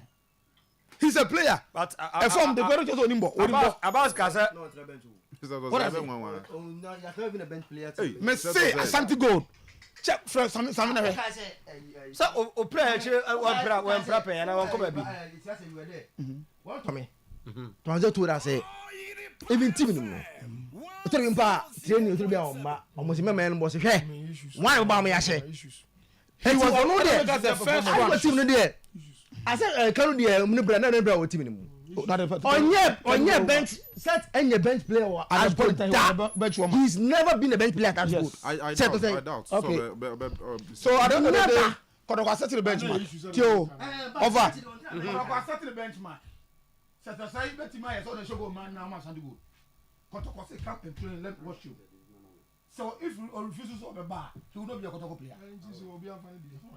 but don't know as the work can every Ashanti to try ama sasa no to try because Tanzanian no credit because no am to say or conquer I think am to say Kodoko check it man on former Pierre Krasu wanya over fly former Pierre Krasu wanya is American base ya stamp visa no over training former Pierre over training na say omu free say o catch the eye na say free so you good at so be that Di Maria there say Di Maria when they go through the medicals no free said no issues I don't so science him Mate now okay. That's how it is but then otumfo asema waka to the IMC offer I think say clear obvious the IMC me ko IMC on we the whole season no in most of the time na me yard analyst na me ka say and then me brother me free say emwa wo mo was that the target of the IMC interim management committee mo ho che say ye management and the substantive management am want take over and kakra so mo dey awie and Ghana football as it is rules are you know it's said that you need a substantive board you need a management na yada team no so 1 or 2 4 indicated to them when indicated to them say that is what is intended to do but O2 kind Alain say O2 4 could 10 days overseas or could 10 days after 10 days or bar all these things will be put in place then board name management that I can't test them board and manage, but I know say there will be a certainty manage it. Or may take place. Okay. After 10 days, no, so 2 for return here. And I can't be a no, but it's a amount for him to say. I ain't consider about yes. No, I can say. I'm off the schedule. Oh, confirmed. Okay. Confirmed. Okay. Omar schedule. Yeah. By Monday they'll come out with official communique on the whole thing. Yeah. And you know that's how it is. As the fan say, I say, Kotoko need a full management in place to help the team go forward. At least IMS has done a job for all these years. How good or bad it was Omayo Mojuma and Sada Kotoko Moto no can say come up no. That's how it is. That's how it is. You train with for. Now more saying the manager meeting no Omo wiama afi more say no and my clama has na. Munya na home. Because at na nyome na he was meeting the manager no. Also the proposal command has after has the man of custody no. Also the different proposal. And Okosha manager no. Send sign no. Say o na me ne kasa se Kinfesa akoda because me Kai Morrison. You never Kinfesa. Na at the last minute na ye be we na the manager no mo edno buy. Na say hwe no kakra or ye touches be no man for Jack akọ be good. And actually be Kinfesa no kuta team no. As ya me hwe no from the Kinfesa angle. I am doing the Kasai between the as in your penny. A catcher say, on take a decision. I be one. On your decision, a baby one. The manager is a house of folk supporter, true and true. House of folk supporter, true and true. You know, over Persevere, Nakora, but my boy, but he's a professional. Wait from Scandi.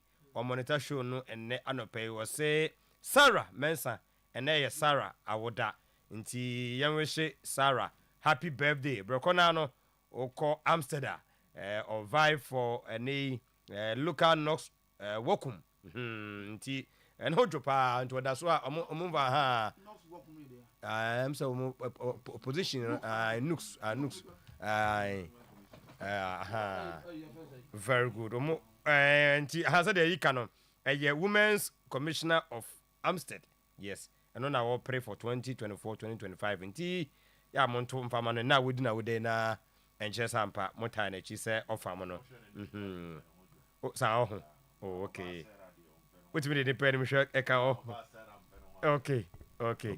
Na yam kwa bia kwa na yam we she oba pa sewa o say happy birthday. Ono so ewa bia kwa oba pa sewa o say ewa buakwa Ebenezer born again na esesaba no nti happy birthday confirm no and Bra Kofi Richmond ono so eco school Amstead Mampon campus level 300 and na woda na dem ma wo abemu no birthday a ye de cordia ma Ebenezer Fosu Jumfo oye adwuma ewo GRA Amakom say agiti bibia na oh set na no pay was a man penny for san ko train no airport to fence. Before some control, moon communicating. Oh, there be set. There be set and run me and say, and now expect me. No, sorry, I won't frame say on set passport number. First flight to. Just say. And so, oh, there, as 7 as I 7 and my prepare. And yes, some Kitwani, I can say no. Dear boy, and I know. And yes, one year you I said, on your so I know. And run over before so be better ticket amount. On your documents, on your details. You need to approve and send a nipano and your or Ghana card and now passport number, Eddie a ticket in there at to amount. Therefore, one nipano that document and ra enumere. What I say, even a number from what I picked. Number so much flight man enumere nanko the last flight ba and also there be amount or mama umbra or chanopa, which is an anopa.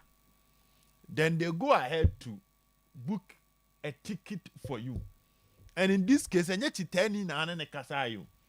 spoke to a member of a Sante Koroko system, no? And I'm a nippon the assurance anopa beba. Then they book the ticket for you. Ako chain wa nanopa. first flight by Abranti team. Your friend wadum phone. Wadum the phone. How do I know the other person more can say about saying yes? Because we knew see your phone.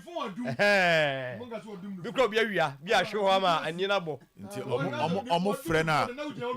Omo frena. Omo nyano. Maybe I say, oh my, you say, flight one, a buy no on kahun. Me say flight in a buy no on kahun. On kahun. Now side need you do so penny for unim say the manager no na communicating na no.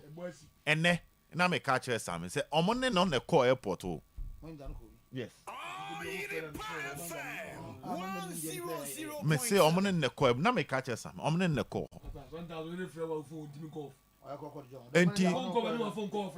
And my baby,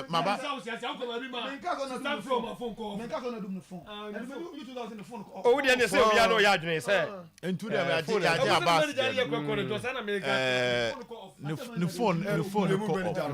phone. So as that they were expecting him around before even 8 o'clock a crowd.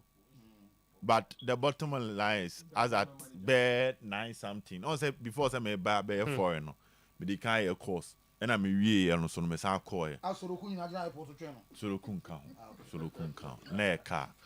Enti enra wamba and it can man peka crop because nipa na o kasa no tie ni tona na say ade a ahye no me bawo me dia me peka no na afi wo die no wo seto se ho no eh still na de captain ke wo ba no be justify ansa no mapena na sa momfa proposal ma on say sound komo ni nyina omo ne boy na di ni nyina ho awaye okay amanti ase adwuma sa oba on Thursday enumre na omo efre omo ni coach Ogum Kosia no they needed to speak to the player and the manager to find out say this is the position of the coach.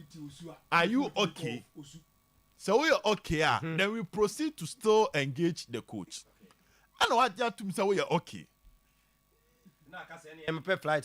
That was on Thursday. And I'm coaching na.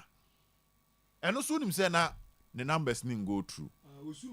And Tiahona the manager and the friend so boy and say TNU. That's where in some course we children over. Ebia later omo abeba abontia ba be kasa na say bia they will just brush it aside. It will depend on what they will take. But the conversation so okofa anyoma na aba which me catch any pan say master.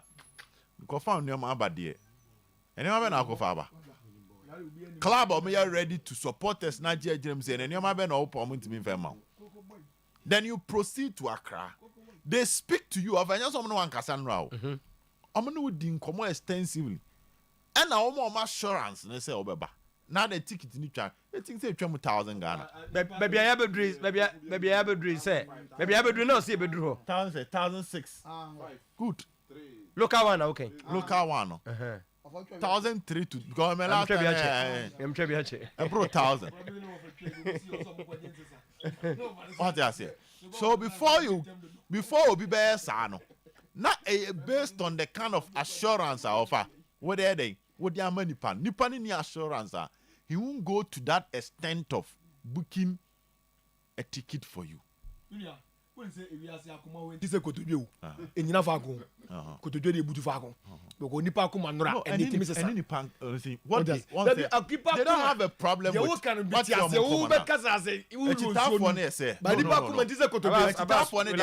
they don't have a problem with you telling them say master opinion.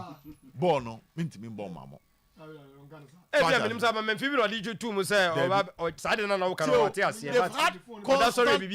constant conversation with you. Think can run in Pono. Kaka Trum's opinion and run, baby. I'm to remember BMA. And Kahona mo how muhu. But you don't let them still spend another money. What I say? On some moon spend this kafu for so. Let's see what you go. Baby, I'm Johnny dear. Babu demand your music. Proposal before. Proposal ma. Yeah. Set was ABC. Baba aging. They me pick no. Me pick from the agents in chain. I say Koya say proposal na ma boy no ready so baba them say the captain can now even say no crown how on him Senka if that was his position Senka any position from the word go and Ojina Hosa and they will know what to do. What I say Senka a position here say a contract before training and supporters no be pushing no can they will know what to do. But one kasa on the offer to say bia yewe monsieur aha na megina ti from the word come mu say massa mama me we are member can the approach to the issue will be different now the ama because chairman K5 Safu Jemfi Alexander Menu chairman Solo these are key personalities and when you pan of fresh set or say money book ticket nana penkra kwesi ewa nana ne frɛ set ne kasai ena nana ne ps ka buki ticket e de ma so omba ka hona ka se memba nti omo ho ebra na kotokwa ne kasa na nya wo mase na ye meba nti am ka se nipa kuma if you have a deal in Tanzania tell them amba enra be 6 no we options there be amba enra be 6 no aba se enra dey want me we option me Tanzania da mani nya dey metimi aba you go up and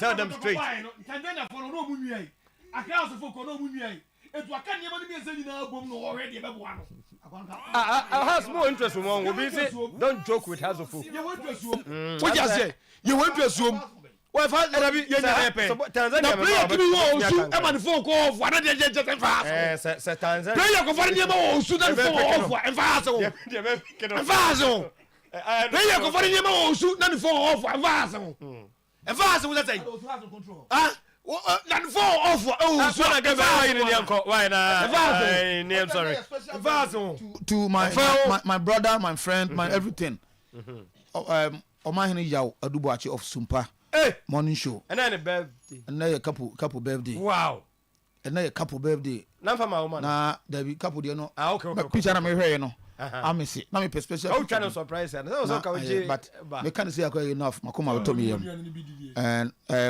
Omahini Unu Omahini do me kana say me na msi woni wodua ni bi dia ne da bi we obi a iya no assistant oni wodua ni bi dia onim di ayenko anti ene Nyankopon fa emfie bebre nka me brother yi ho na wo he no so onko so man nye kese kosi so be kese pa to fa kwa soro a na mbo china ya man pa ibonu bi yes last week ya mwamzo ma same strip oh yeah okay same be catch me same ya ma same strip ma same strip he bia same boy na mwanwa kura who said earlier on same ma me ma fresh same say same nua bi e yare e say efo e be action be efo de ohia atoto bomb ohia hayo ohia atoto bomb edi eshi akapo no be ne ma ye di ma mate na birthday ni bimu bua ma ne eye ma ne nkofo bi ase ye wo Benadua Cantona available na chairman afolabi na wiafe Mr. Francis appear UK Kenin Town yaw bonso so ansa yaw si form ya da na se mame yaw si form Prince Young esi form nana kofi si form and Bernard Obremponya meba monana se also project I mean what my catch man okay chama we are Monday na ma baba kan ho as much no abazinti yes so wa o test message wa o frɛ yen o send bi kra na afa yen so a mo fa nche ye nyina beboa na birthday no ai abas edidi wi an ya ba yamra dedi wi an say yem say brana so say de mini an na mo ha na wa hye na tale kokoi wannan na ma producer on engine room na wa better studio ha na so wa yi afi so no na enti wa yi afi so anka enti e kan say wi ase ye ka administration work a brofo nti na ye bibi foforo na nanam start o kan na manya apostle de na say ye yi afi so apostle de ha me HR ne ba enura na onya 24 years we eye benuako owo Hoodbrook ho no owo nti belated birthday enko emfama Ben Nuako at the age of 24 Ben almost owo Hoodbrook honey baby owa over passe odo panti you know ne de bona gesi twa isi anim je empon ne ya na quick man and I come Nigeria ya come Nigeria di wie se na Saturday the catch our supporters ne say ya bomb panifo amane the panifo ne ye the omu koso ya yeso supporters yeso nda suba papa di no musu hunu say so obo ye de kese ya yeso ba kese because medical catch say ye ka administration work ya aye brofo di na ye bibi wan na no mu nim tam ye be doburo ye tam ye be duamo tam ye be duama nke tam abode ba tam abanche be administration ye brofo di na ye bibi wan nye bia to mu nye phobia ye ni be di akire YC Babrin Salum aferi hwa ma mencha we na no pe bon tino really kakra bi na ye de so Uwe mo e waseme mo a ene ne ade se Middle League Finance no e ba so we Division 2 ye pede be Division 1 na we e second 11 Wise FC omone inso proof fidelity e ho da ye nyina ye ne hwe intino ma mo wasame mo wase kropo inso proof da de so fo ni nyina ene ye catch obi bia so uwe mo takwa akumpak e ho na match no e ba so we ye the support ni nyina e kwa akoma inso proof fidelity nyame ya adma ese ye uwe mo di Fidelity FC ese nyame ya ye be Division 1 na wasame mu ye de we say we mu ho a we ni team aye nyina ni da so e wo wasa honom mo ankase mo ni to we mu Japan mo ni wase kopo mo se aso gro mo sa mo ni Japan honom na o mu nyina ye ko na o mo de support na kwa akoma in super Fidelity nyame ya takwa compact no e ho na match na ko so gate fee no 2030 ene ya no mi sakin na jumedi ne hye so ese yetumi gu second 11 Wise be phone na bi na afi omoko back na afi mo sanfo ko pepe no mo ba ti ye mfa nche kese ne mfa matimula we afi se Kofi Boateng omo ka ho na afi team na etumi so agina na so nka ya ne de nyame ya after the match na ba bi do juma NS squatting yes NS squatting or US Bridgewater NS baby bia we bia nyakopo insha no nyo kese na Eric Kwanche so Denmark Eric there tino ye chia omo nyindi omo ye nyindi pe bia na betumi ayese omo akoma pa tino ba akope ose wa ye wo yitiri ene ne wife birthday oba pass wa obu akwa ne birthday ntino happy birthday en confirm no yankopo nsia na onye ne kese DJ Richman e Germany no so monitor bibia yankopo nsia Ebenezer Kranche na me insha mo man fancy na ye fa de aka no ento aso adum bi dum ye on Monday ebeba na afi yasan abeto aso production team MCR afi panel ebetena se ema na otwim nyina no yetimi eye adwuma yadamu nyina ase edomu nyina o message by na anopai yentuma nkan ya na odi achen wo try so be frɛ na so yentumi a na odi achen edavo from ebenya konya ede amamu nyina hwe wo so ye na ho amasem kuzi se adwada ye besan ehia good morning ngene ye ko na afi yakuja yenua ba